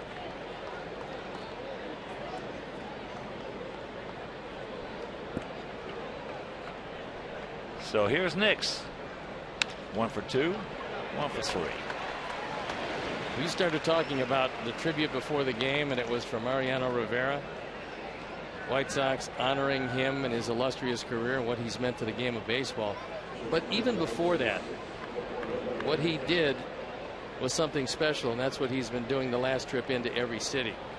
And it was around 4:30 or so, and he got together, told the ball club that he wanted to meet with the behind the scenes people. His quote was, "I don't want to meet with anybody who wears a tie to work." And so a lot of the guys who have worked here for years, whether it be the grounds crew, in maintenance, and a number of other things, had a chance to meet with one of the all-time greats. And Mariano signed baseballs for him, talked with him, he had his family there. Roy Rivas. Yeah, it was, I mean, Roy, I don't believe I've ever seen Roy as happy as when he showed me the signed baseball on the sweet spot from Mariano Rivera. Roy was down there, and he had never met Mariano before. And he is a wonderful man outside of being one of the greatest pitchers that ever lived. But I think what he's done all around baseball, this was a wonderful idea. It's one of the classiest things I've ever seen in my entire career.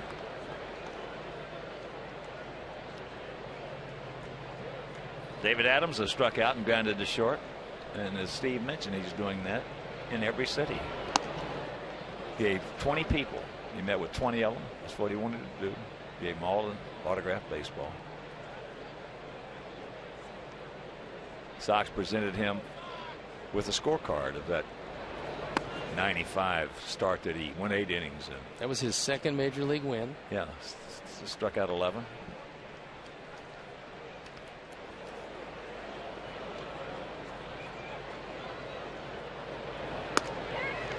There's a strike. And the count 3-1.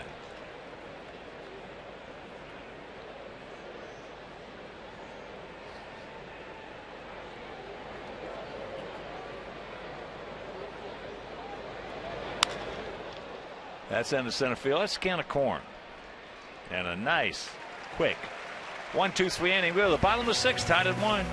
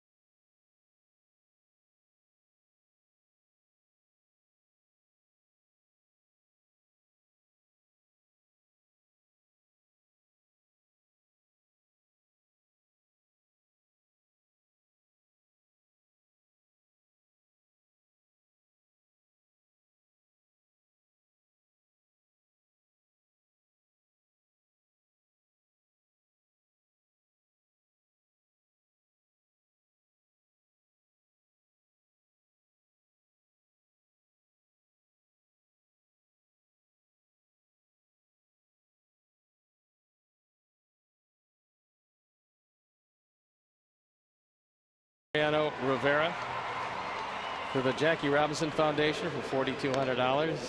Mariano Rivera will be the last active player to ever wear the number 42.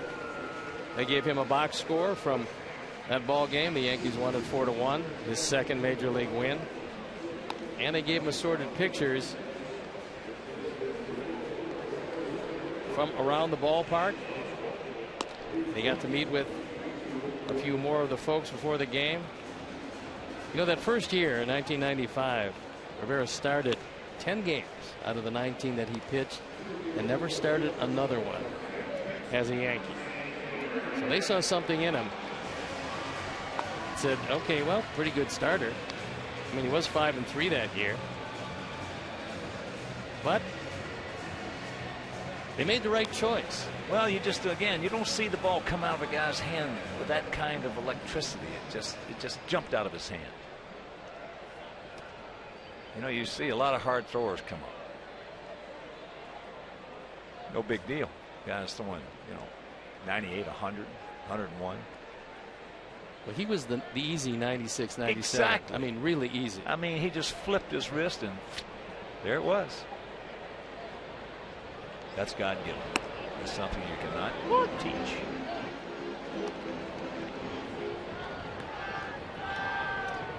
Alexei, Rios, and Dunn.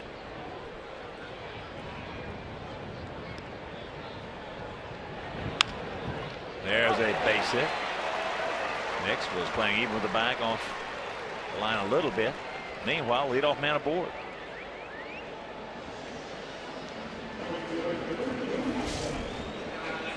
This ball is up and away, and Alexei, who stands right on top of the plate, able to cover the outside part of the plate. Take it into left field. So the go-ahead run at first base with nobody out. There's Alex. He's gone out to Nix. Nix made a good play on him. That was in the first inning, and he went out to center leading off the fourth. Well, that's just like, as I mentioned earlier, you watched Joe Namath. You saw him play in the Gator Bowl in Alabama. And you knew then that little short, quick release he had, and the ball just didn't come down. And he got there in a hurry. So Rockets. And for 6 years, arguably, Joe was as good a quarterback that ever lived. So like Koufax for 6 years, arguably the best pitcher ever. And different parts of the body. With Koufax, it was the elbow.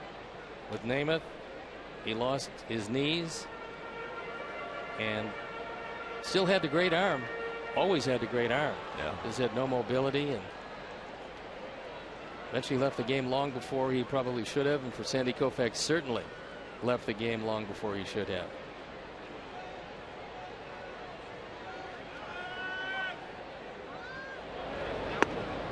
Well, the Dodgers, Sandy told them that he was going to retire, and this was before spring training.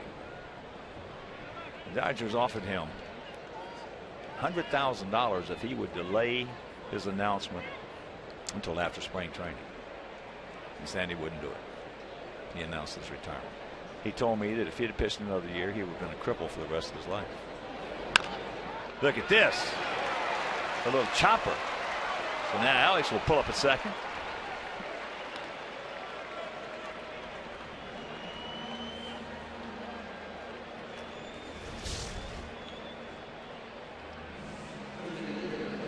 Going the opposite way. Turns into goal. And it could very well be, with a known splitter and sinker ball pitcher on the mound, that maybe out in front of home plate might be a little bit harder. You know, the lack of rain and all. Because that ball seemed to trampoline over the head of Adams at first base. Hey, it's our house. Home field. It's our house.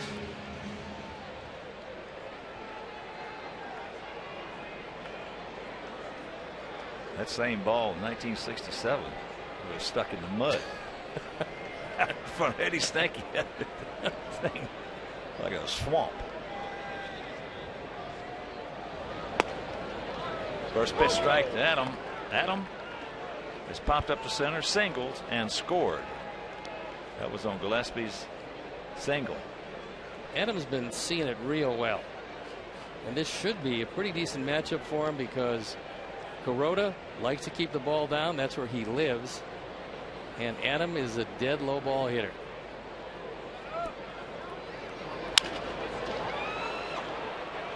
They're going to go second, and that'll be it. So they get Rios. But runners at the corners, one out, and that'll bring up Konerko. Well, Adam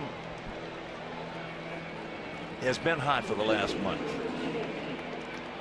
Give me your take on all the things that we've read the last few days about the possibility of Texas and a couple of other teams making a run at him.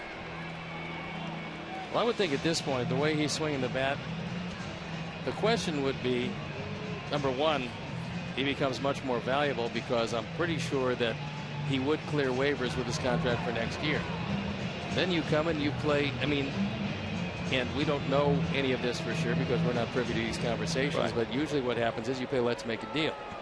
How much of the money would you be willing to take if I traded for him? And then that's dependent on what type of prospect you're going to get or prospects you're going to get in return. And that's how deals are made after the deadline. Well, after the deadline, where you have to have waivers on any player to trade them. Now, there's some guys that you just cannot get through waivers. Right. So they become out of the equation as far as moving them is concerned. But other guys, and Adam would be one of them, that most likely would clear. Paulie has walked and lined hard to left center, deep left center.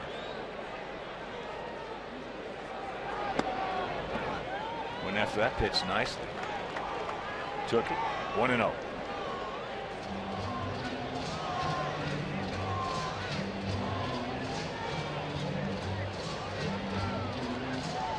Paulie thinking about hitting the ball in the air, and Kuroda doing everything that he can to induce that ground ball.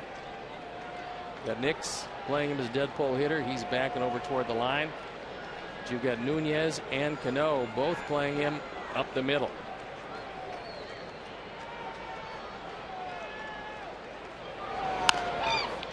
That's a fair ball.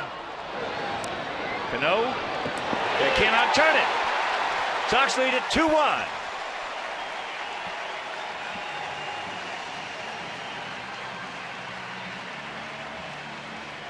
Terrific play by Jason Nix.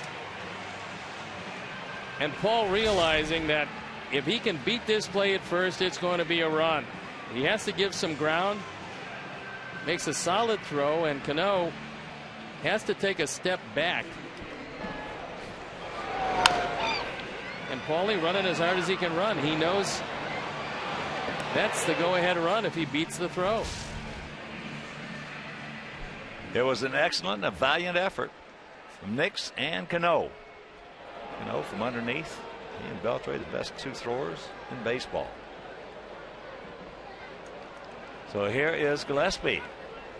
A line shot, robbed of a base hit by Soriano, and then a RBI single. So he has hit 2 bullets off Kuroda.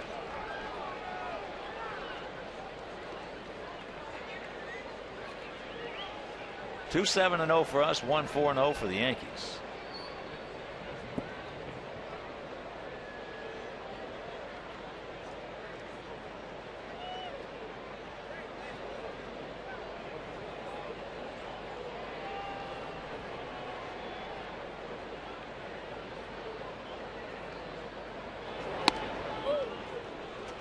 One to count, and a big White Sox shout out to Lou Rocco and in Orlando, Florida.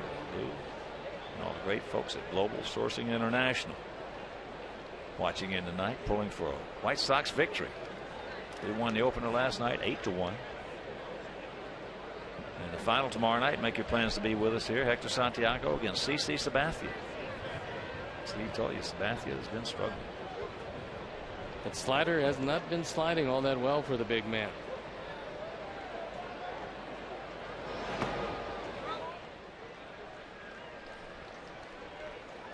There's a look at Sabathia.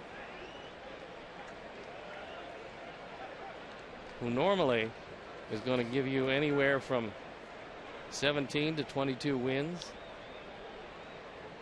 Going to give you 250, sometimes a little more than that innings.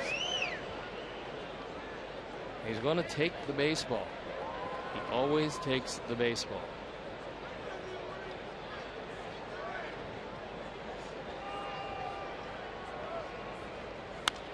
Well, he is just a huge man, tremendous athlete. And you could see from the first time you saw him on that bump that he was, as big as he was not a thrower, he was a pitcher. 6'7", usually in the neighborhood of around 300 pounds.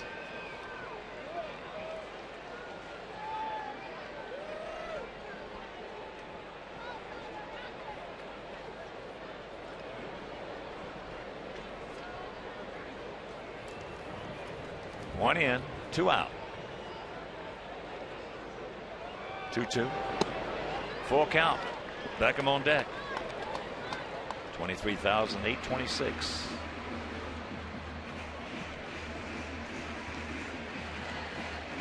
$27,948 last evening.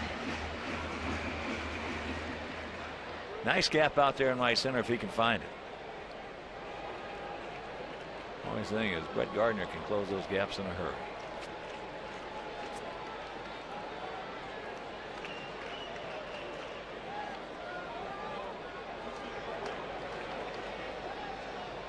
Payoff pitch. That ball was absolutely tattooed. Good play by Adams. Meanwhile, we pick up one. We'll go to the seventh, leading by one.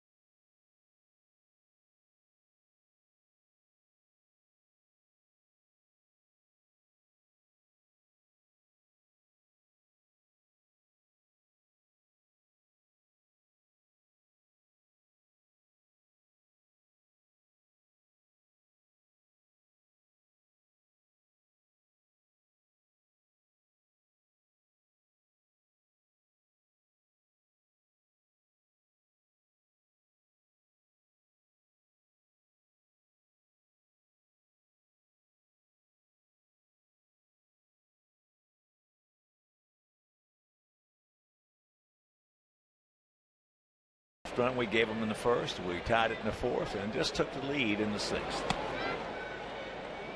So Austin Romine, the catcher, has struck out and singled sharply back through the middle. Well, Chris tonight hasn't had much of a feel for it, and yet 1 run on 4 hits, that's been it. Been able to drop that slider usually when he wants to. Hasn't had command of the fastball like we normally see.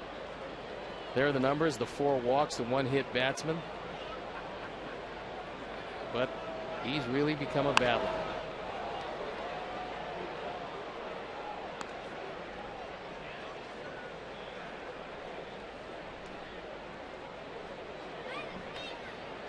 Nova is loosening up in the pen. He has been a starter at times for this Yankee team.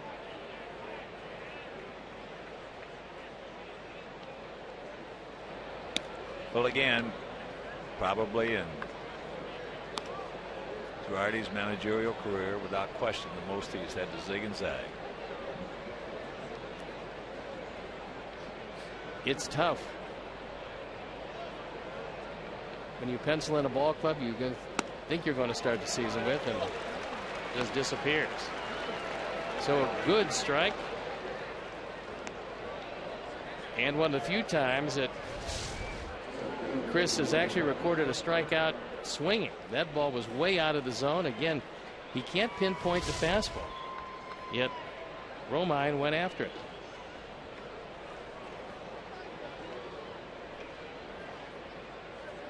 So here's Gardner. 2 walks and a strikeout. That strikeout has turned out to be one of the key at bats in this ball game.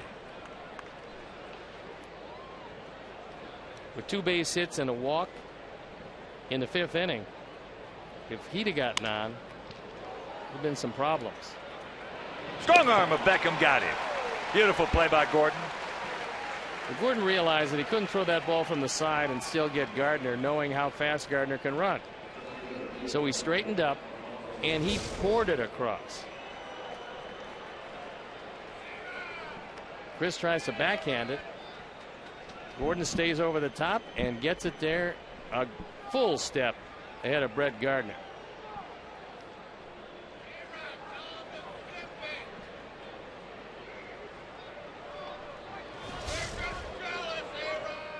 There's Soriano. 1 for 3 with 2 outstanding defensive plays in left field.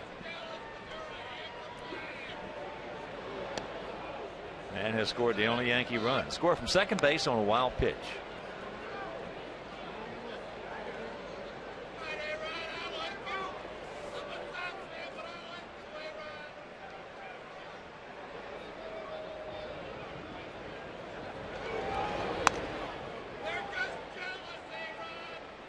Three and 0.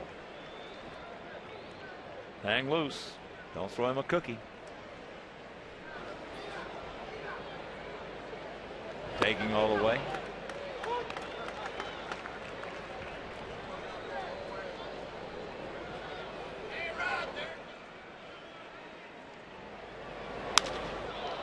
And that ball hit deep into center field. Jordan is there, right in front of Picardi at the park. Hauls it in. So hang with him. That's out. Hit Wrigley. Meanwhile, 7th inning stretch, we lead it 2-1.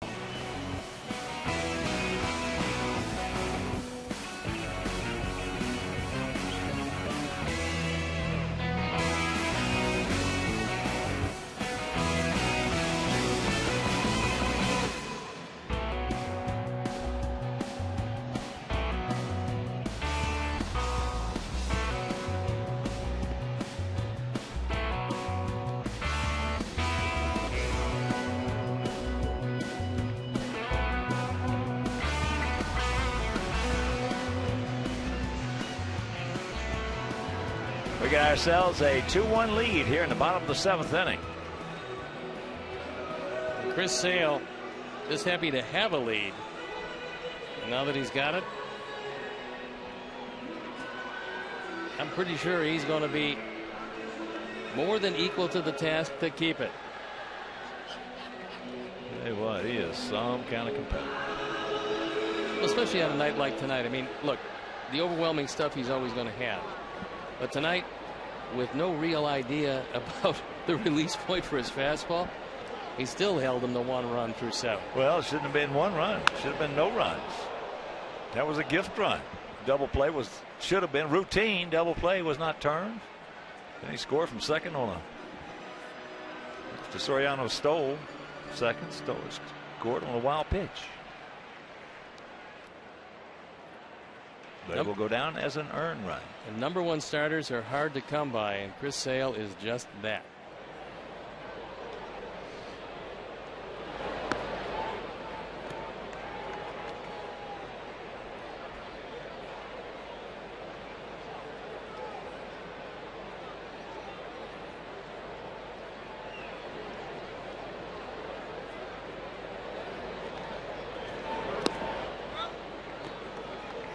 Gordon with the 2-1 count. Gordon has singled sharply back through the middle, and then he was robbed of the base hit on a beautiful play by Soriano. And that would have been another run.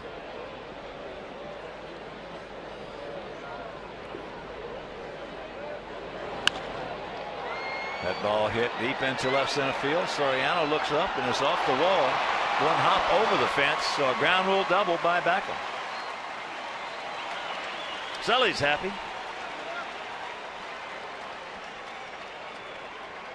Gordon's happy. One of his line drives found a place. A 4 drive of the game is a rocket to left center field. Soriano's been catching everything, but can't catch up to this one. It's hit too hard. Hits the track, bounces out. Now Jordan's got a job to do. Jordan has struck out and then lined hard to Soriano and left.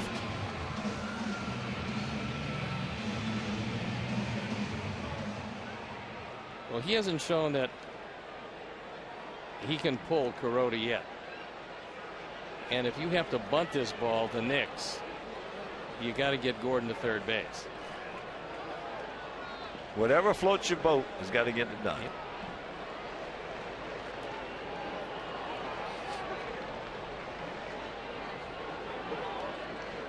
Adams. Nobody at third, but it's foul. Tonight's game is available in Spanish on your SAP audio setting. It is provided by 97.5 FM ESPN Deportes, Chicago's first and only FM Spanish language sports radio station. Roman's going to tell Jason, look, if I can get to it, you get back to the bag.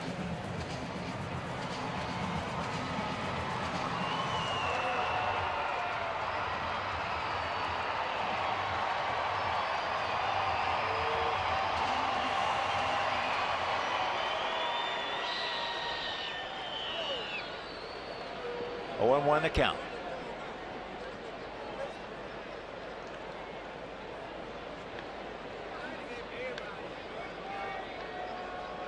There they go with the wheel. Just jabs at that one. So very quickly. 0-2. Not a bad idea defensively. In fact, it's a good idea because on that play, with both Nix and Adams along with Kuroda charging straight ahead, with Nunez covering third, it's almost impossible to lay down a successful bunt. I love the wheel play. I love it. And I'll tell you what, I would bet you, if you had a way to find out, I would bet you that the White Sox in the last 25 years have run fewer wheel plays than any team in the American League. Well, there's a lot of variations to that play, and I like the pickoff off that play.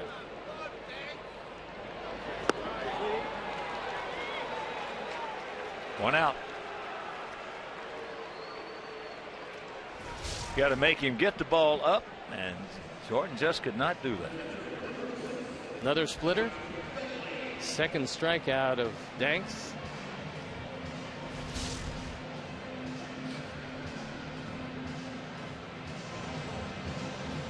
Only the third strikeout of the night for Kuroda.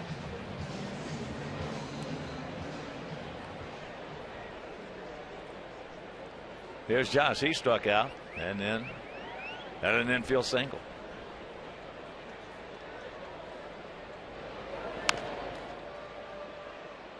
As I mentioned earlier, against guys like Kuroda, you got one thing on your mind when you walk up to that batter's box. Make him get it up.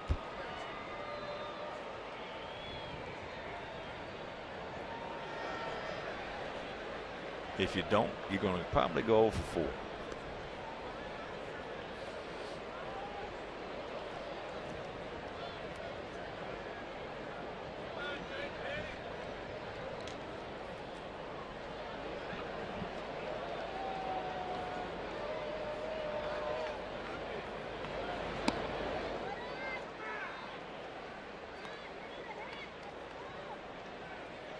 Kuroda's got a good hard slider.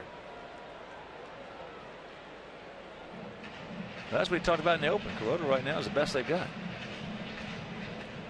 Very good pitcher. Knows how to pitch. Doesn't have great stuff. He's got good enough stuff where you beat the ball into the ground a lot.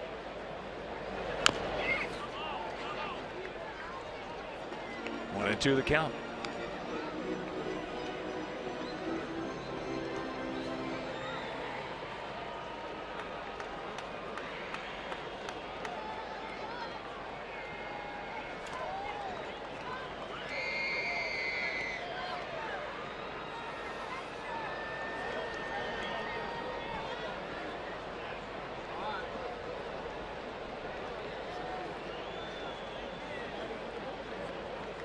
Wells is shortened right.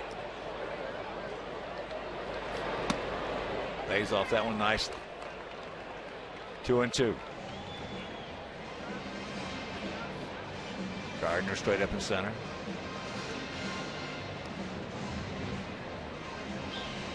Wind is blowing out toward left center field all night.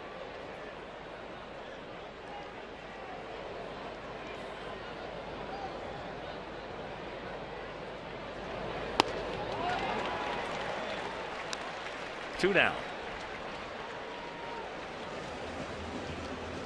Sox fans, on Saturday, August 23rd, be sure to stay for an Elvis-themed post-game fireworks display presented by St. Xavier University. St. Xavier University, success with purpose. That's sxu.edu. St. Xavier University. So it's up to Alejandro, who is 1 for 3. He singled to lead off the bottom of the first and then promptly was caught stealing.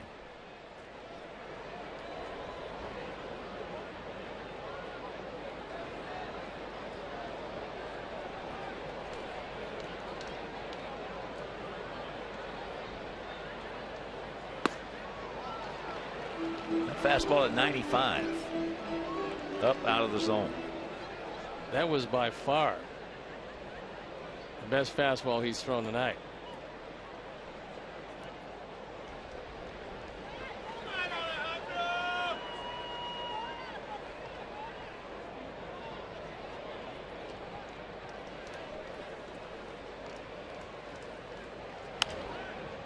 Very quickly to count 0-2.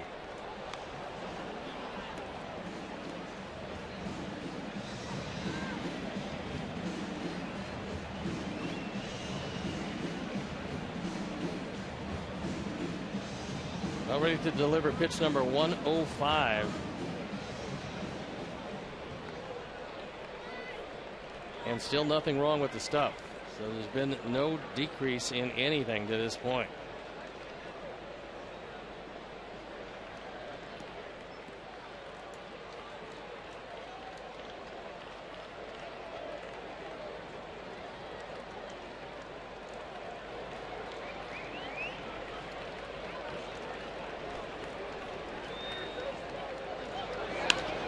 Look at this.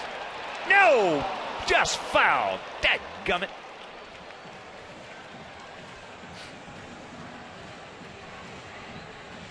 Just missed a two-base hit.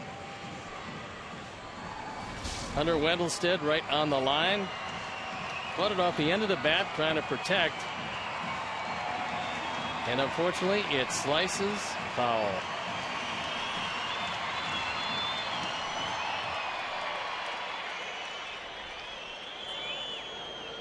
That'd have been the first run batted in for Alejandro in a while. And would have been a huge run in this game.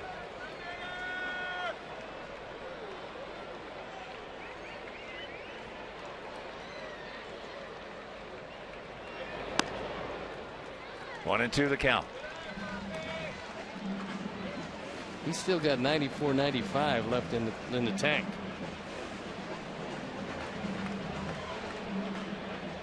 At 38 years of age.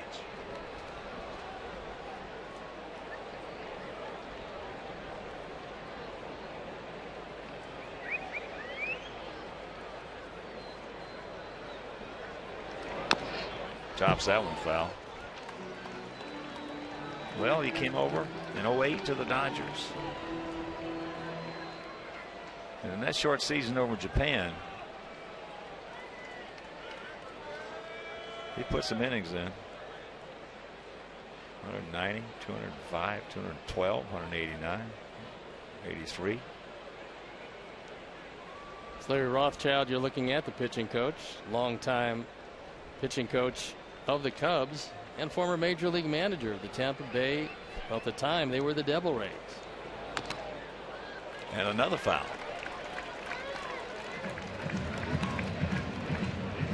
2-8-0 for our Sox. 1-4-0 for their Yankees.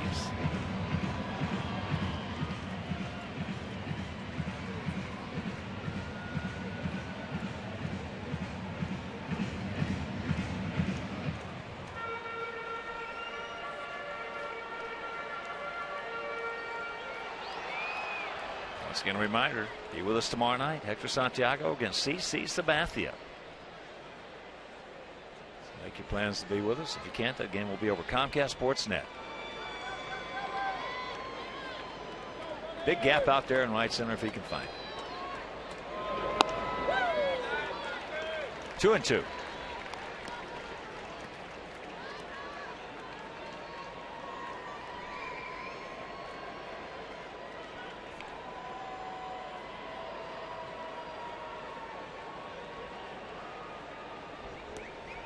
He wants a little chit chat. I mentioned Troy beat Cleveland 5-1.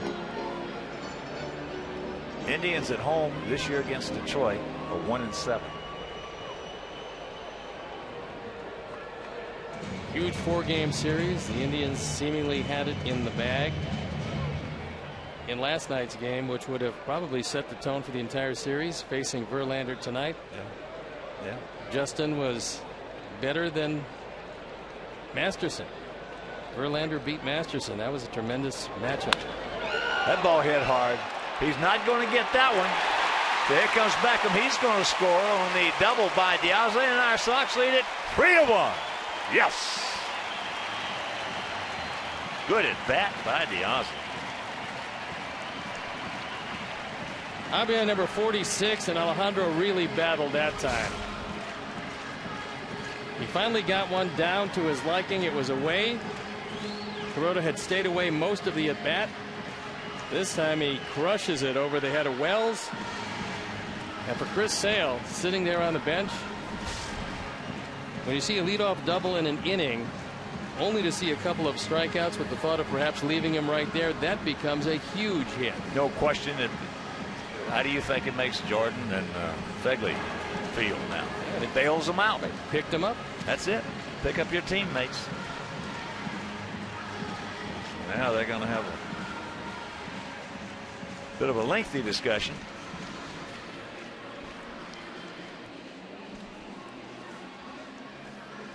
And Larry wanted a couple words with Alan Porter. Apparently there was a pitch or two that he was not particularly happy with. David Robertson loosening up in the pen. Hard throwing right-hander. Well, pitchers like that.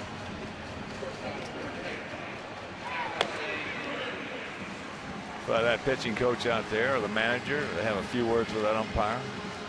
And if he waits around long enough, obviously the umpire is going to come out there. And, you know, if you're not animated, you can usually say a couple of things. You can get your point across. Yeah. You mainly get your point across to your pitcher.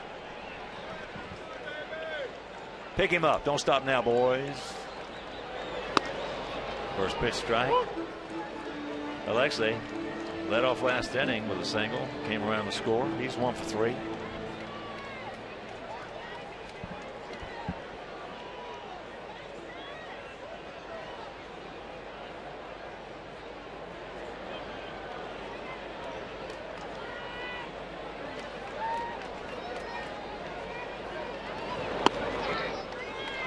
That one at 94. Now he wants to have another talk. Yeah, they haven't talked quite enough.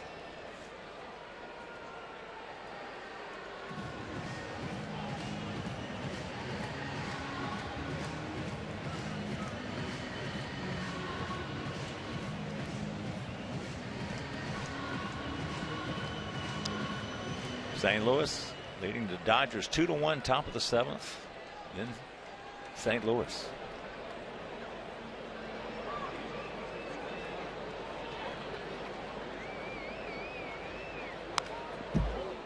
Had a good rip underneath it.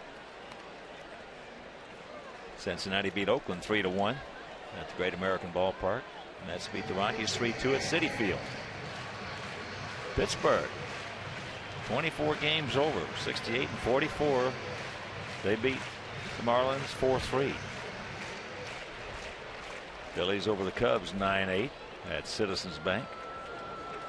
Braves beat the Senators 2-1 in Washington.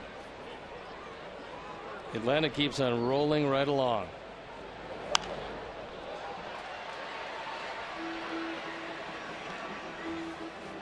Bottom of the first in Anaheim, Texas, and the Angels are tied at 2. Darvish on the bump. The Braves, winners of 12 in a row, now have a 14.5 game lead. Yikes. What are you saying yikes for? You picked them. Well, this spring. They look pretty good to me. But I didn't think they'd be able to run away like this. I didn't either. Well, they wouldn't if Washington hadn't got crippled up.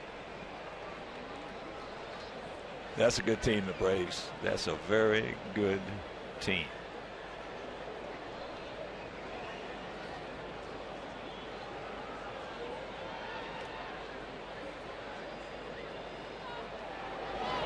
We went 2 out of 3 from them, and then go out and lose 10 in a row.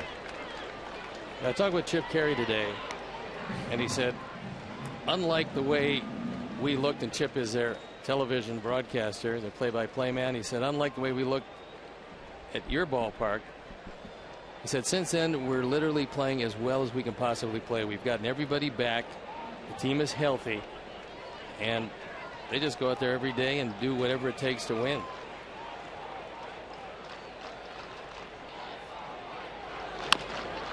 There's a chopper, 3-hopper. Good play by Nunez, or else Diaz was going to score, but we pick up 1. We'll go to the 8th, leading 3-1.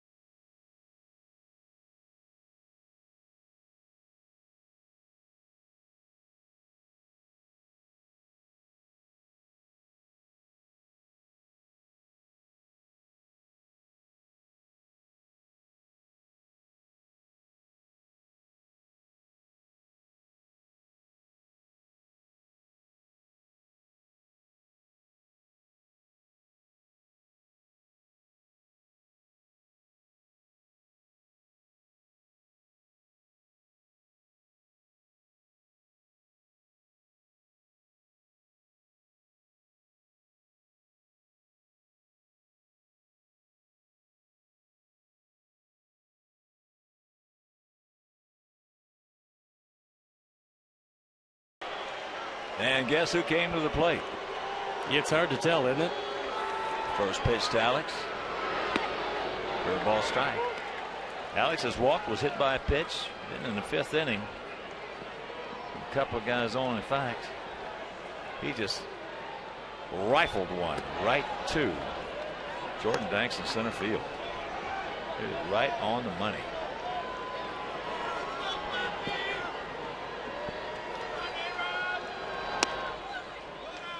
Three 9-0 for us, 1-4-0 for them.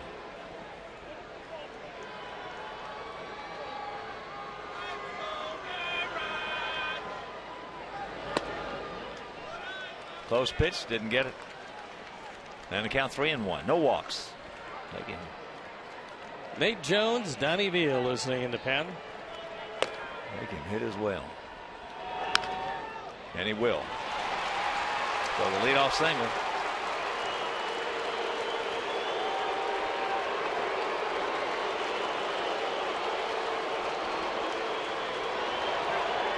And you can join the 2013 Sox Pride Club, the official online fan club of our White Sox baseball.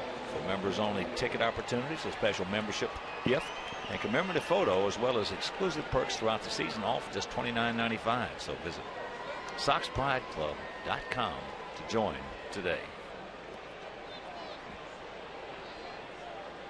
Here's Cano, 1 for 2.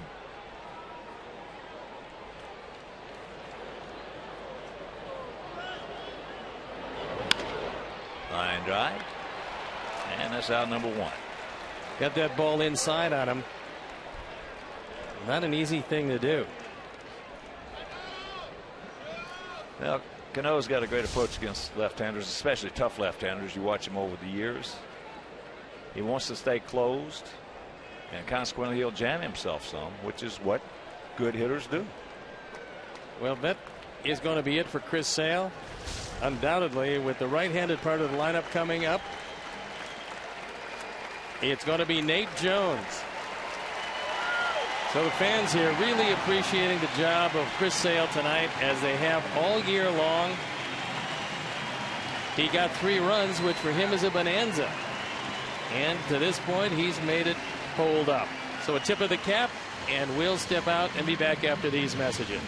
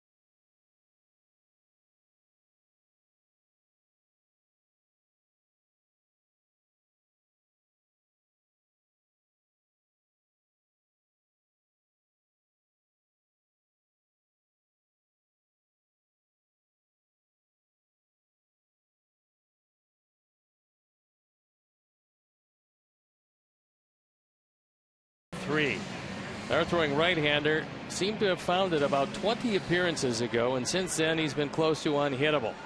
But he's not going to be facing Vernon Wells. He's going to be facing Curtis Granderson. So Granderson representing the tying run, with A-Rod at first base and 1 out here in the top of the 8th inning. Granderson has faced Nate one time, and he's 0 for 1. One out. Looking for it, got it. Couldn't do anything with it at 99. You can look for it at 99, but if it's upstairs to a left-hander, it's tough to get on top of it.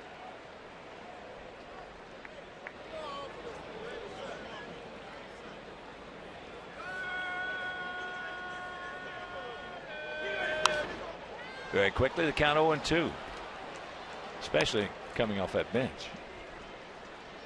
When you're not used to it, and Curtis Granderson are used to playing every day, it becomes a mighty difficult task.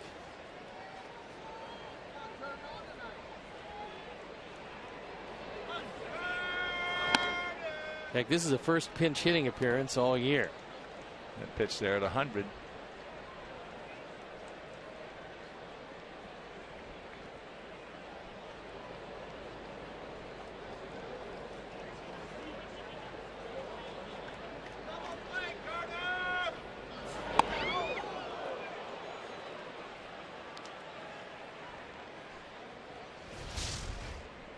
This one almost gets him. Tries to throw a slider. Does not get on top of it. Last thing you want to do is hit this guy. He gone. He knew it. 2 down. That's a slider he wanted on a pitch before. A backdoor slider. Granderson gave up on it. And he just looks at one that has the entire plate.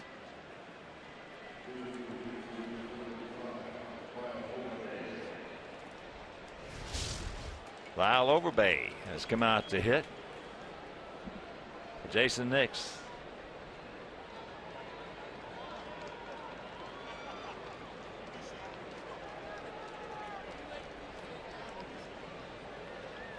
So 2 out here in the top of the 8th inning. Overbay was hitting pretty well, then started playing just about every day. Hitting .251. 2 for 6 with a homer and 2 driven in as a pinch hitter this year, so he's had some experience in this department.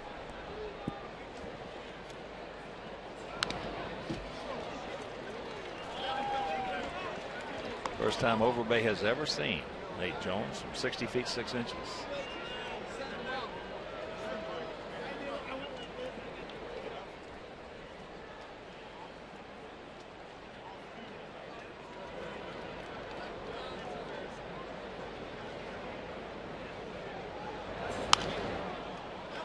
That one at 100. Nice catch. Nice left-handed catch. One hand, left hand, reach down. Nice job.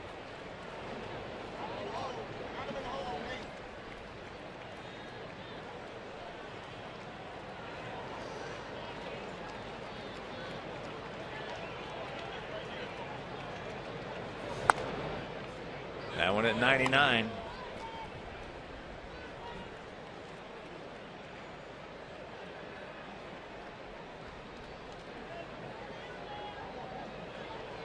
Now feels slightly to the left. Gillespie way off the line and back at third. He gone. That one at 100 miles an hour. So we go to the bottom of the 8th, leading 3-1.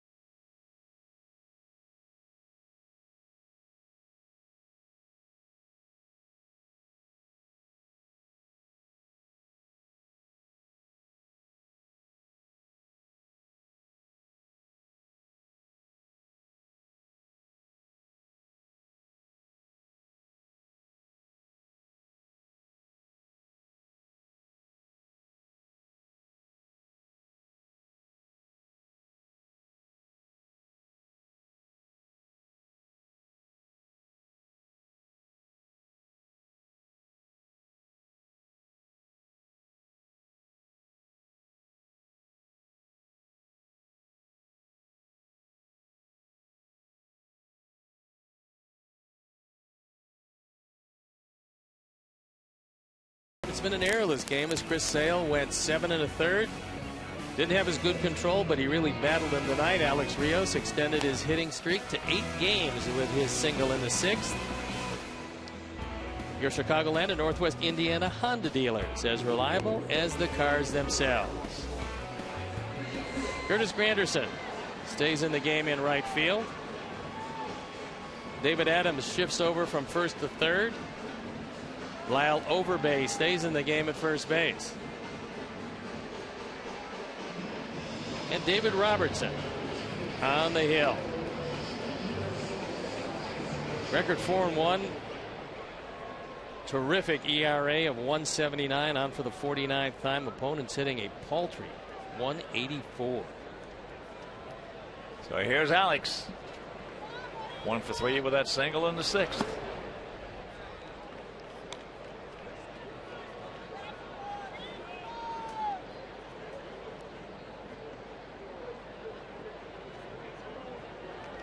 Done on deck. Konerko in the hole.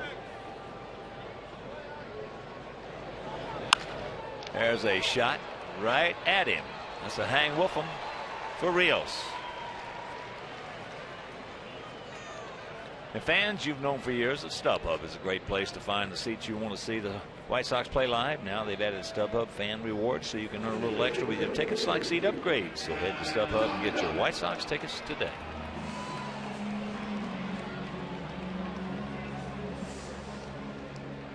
Adams 1 for 3 with a run scored. They put the shift on.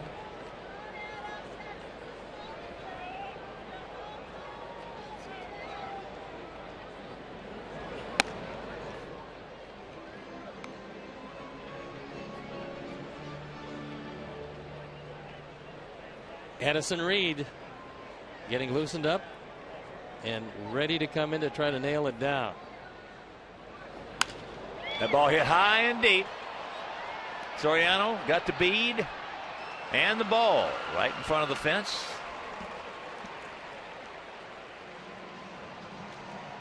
Two down.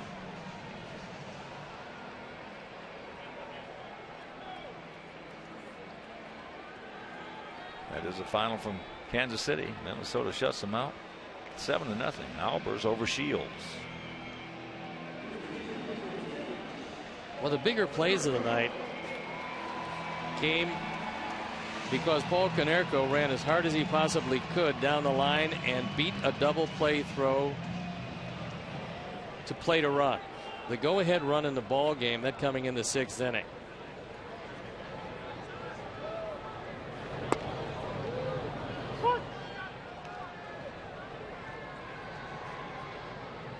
That was a very strong play at third by Nix, who got it to Cano, but Paulie beat it by a half step. Yep. Cano. Great effort to turn it. They did the best they could possibly do, considering that Nix had to retreat on the ball. It was down the line at third. Ball was hard hit. Paul realizing that if he doesn't go with everything he's got, inning-ending double play. 1-2. Houston was leading Boston 5-0 and is now 13-7 Red Sox. Apparently the Boston's got a little aggravated about last night's 2-0 loss.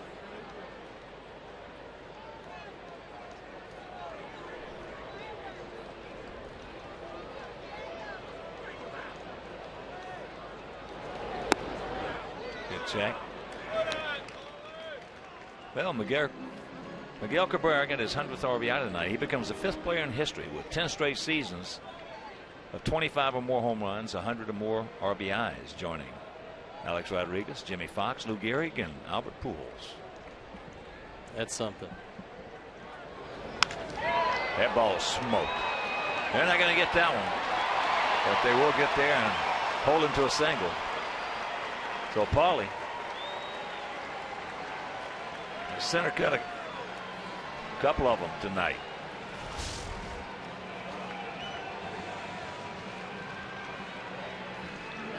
That went on the outer third and hit right on the button.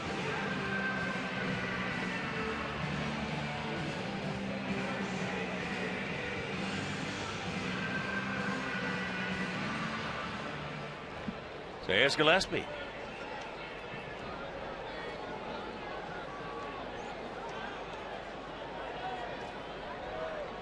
He's hit it hard all 3 times tonight.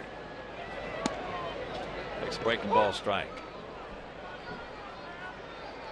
Robertson's fastball looks a lot like a slider.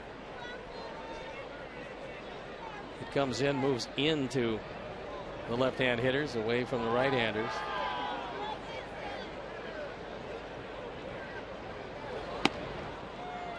And to count 0-2.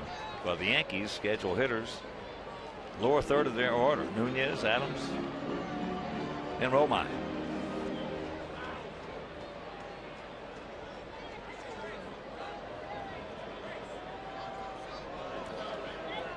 Two out.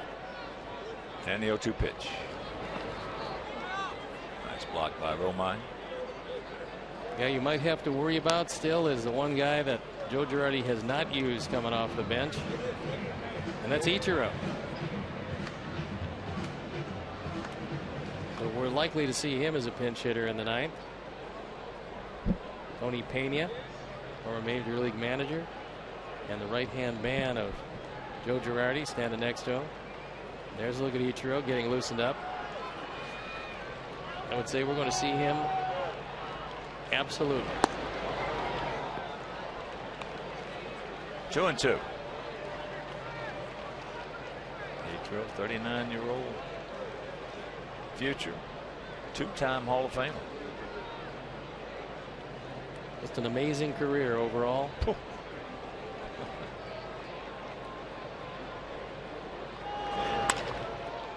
And that's a can of corn into left field. That'll retire the side. We will go to the ninth, leading 3-1.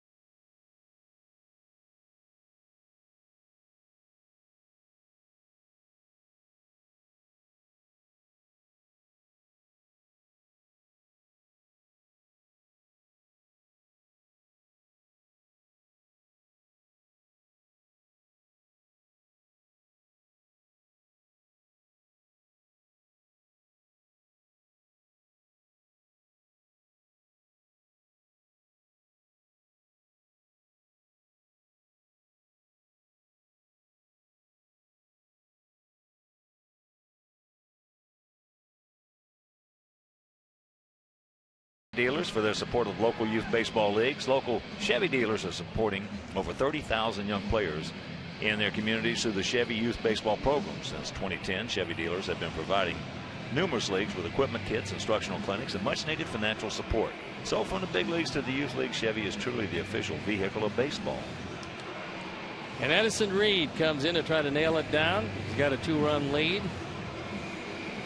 Reed at 4-1. The ERA 3.80 on for the 46th time, looking for save number 27. Just 12 walks with 50 strikeouts and 47 in the third innings.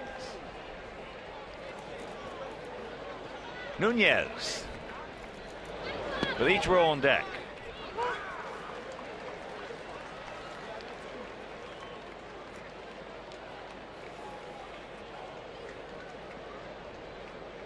Nunez has popped to center, struck out, and bounced back softly to the pitcher.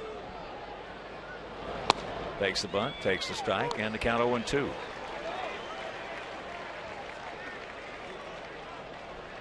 He was thinking about it, and he got a good pitch to bunt, a low fastball. But he pulled the bat back, and now he's in the big hole.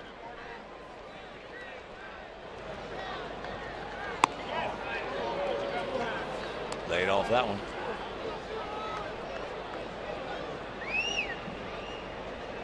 Top of the 8th in St. Louis, still 2-1 Cardinals over the Dodgers.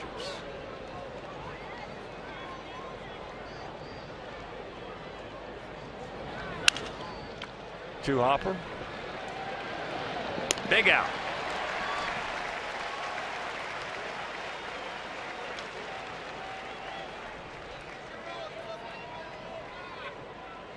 So here comes Ichiro.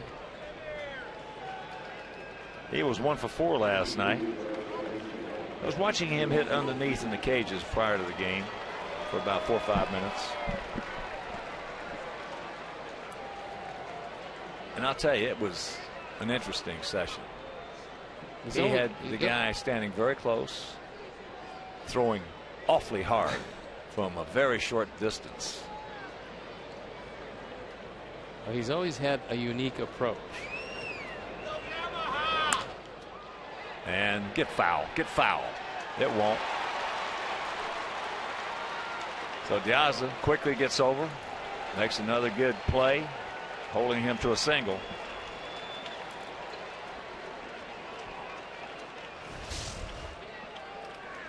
Third pinch hit of the year as Ichiro, because he doesn't strike out a lot, one of those guys who can come off the bench, make contact, and like all great hitters, usually finds a place for it to land.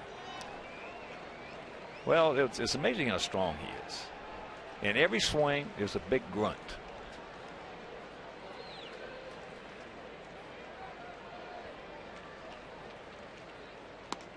There's a good strike, and it's a fast-paced workout. I mean, the guy's getting it and throwing it, and hard, really hard, from a real short distance, maybe from only 25 feet, 30 feet. Well, some of the batting practices that he's taken, when he takes it on the field, he can sit and hit 10 balls in a row out of the ballpark, a long way out of the ballpark. Oman can't get it? Oh, yeah. We've seen him go up on that glass and Safeco a lot of times.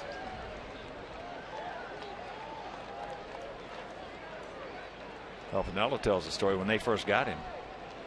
In spring training, they go for about 2 weeks, and he's just pinging everything to the shortstop, third baseman, left field. Shortstop, third baseman, left field. He gone. 2 down. So finally, about halfway through spring training, he asked Ichiro, he says, "Can you hit the ball out of the ballpark?" Ichiro just shook his head yes. He said next at bat he hit it about 430 over that right field wall.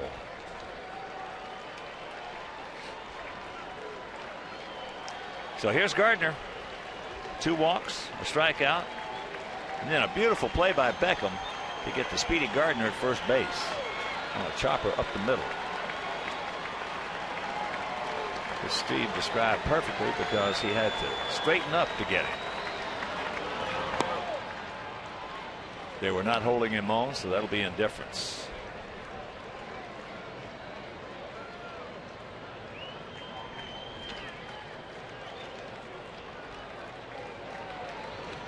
Soriano on deck.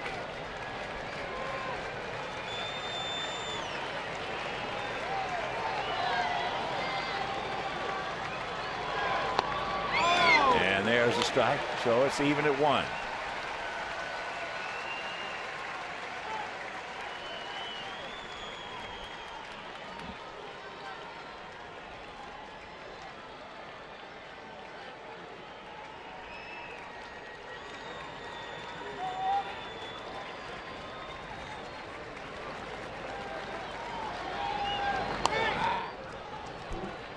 2 balls and a strike. Gardner has 7 homers and 35 knocked in.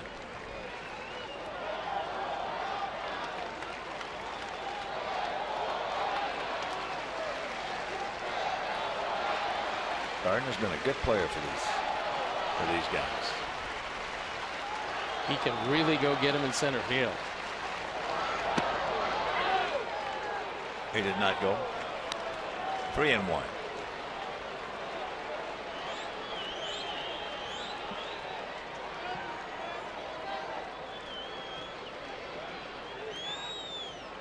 But Gardner is surprisingly strong. He hit one off the wall last night. Let's see if Addison tries to stay away from him. There's the base hit. So Ichiro will score, and it's the 3-2 ball game.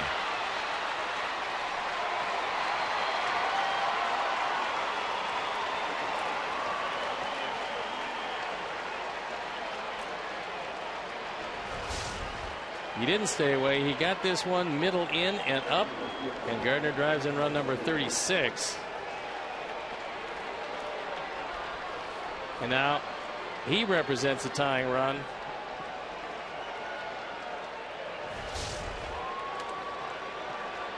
And he is one of their speed burners. 18 for 25 in stolen bases.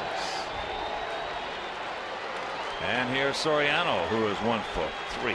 Check that, 1 for 4.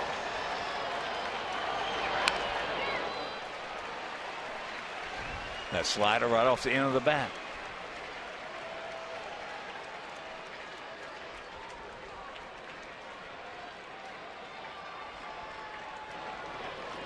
He has faced Addison 1 time, and he is 1 for 1.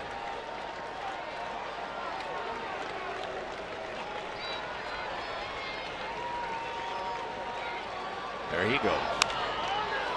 That ball hit high and foul for a souvenir. Meanwhile, the count 0-2. All right, Stevie, 0-2. What are you going to do?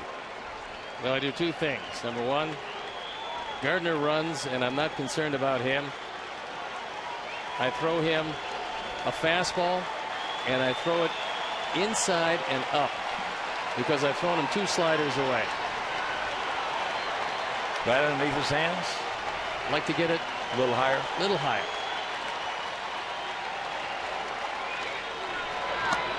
He gone. It was a fastball up. And this ball game is over. So the Sox make it 2 in a row over the Yankees. They win last night 8-1, win tonight 3-2. And is it ever great to see Chris Sale get a win? It wasn't easy. No. It was a struggle. But Addison Reed comes in and nails it down. And the last out of the game, after 2 sliders, you see Fegley wants a fastball up. He threw it up and right by Soriano, who's late and gone. Save number 27. So stay with us. We'll be back with a little more.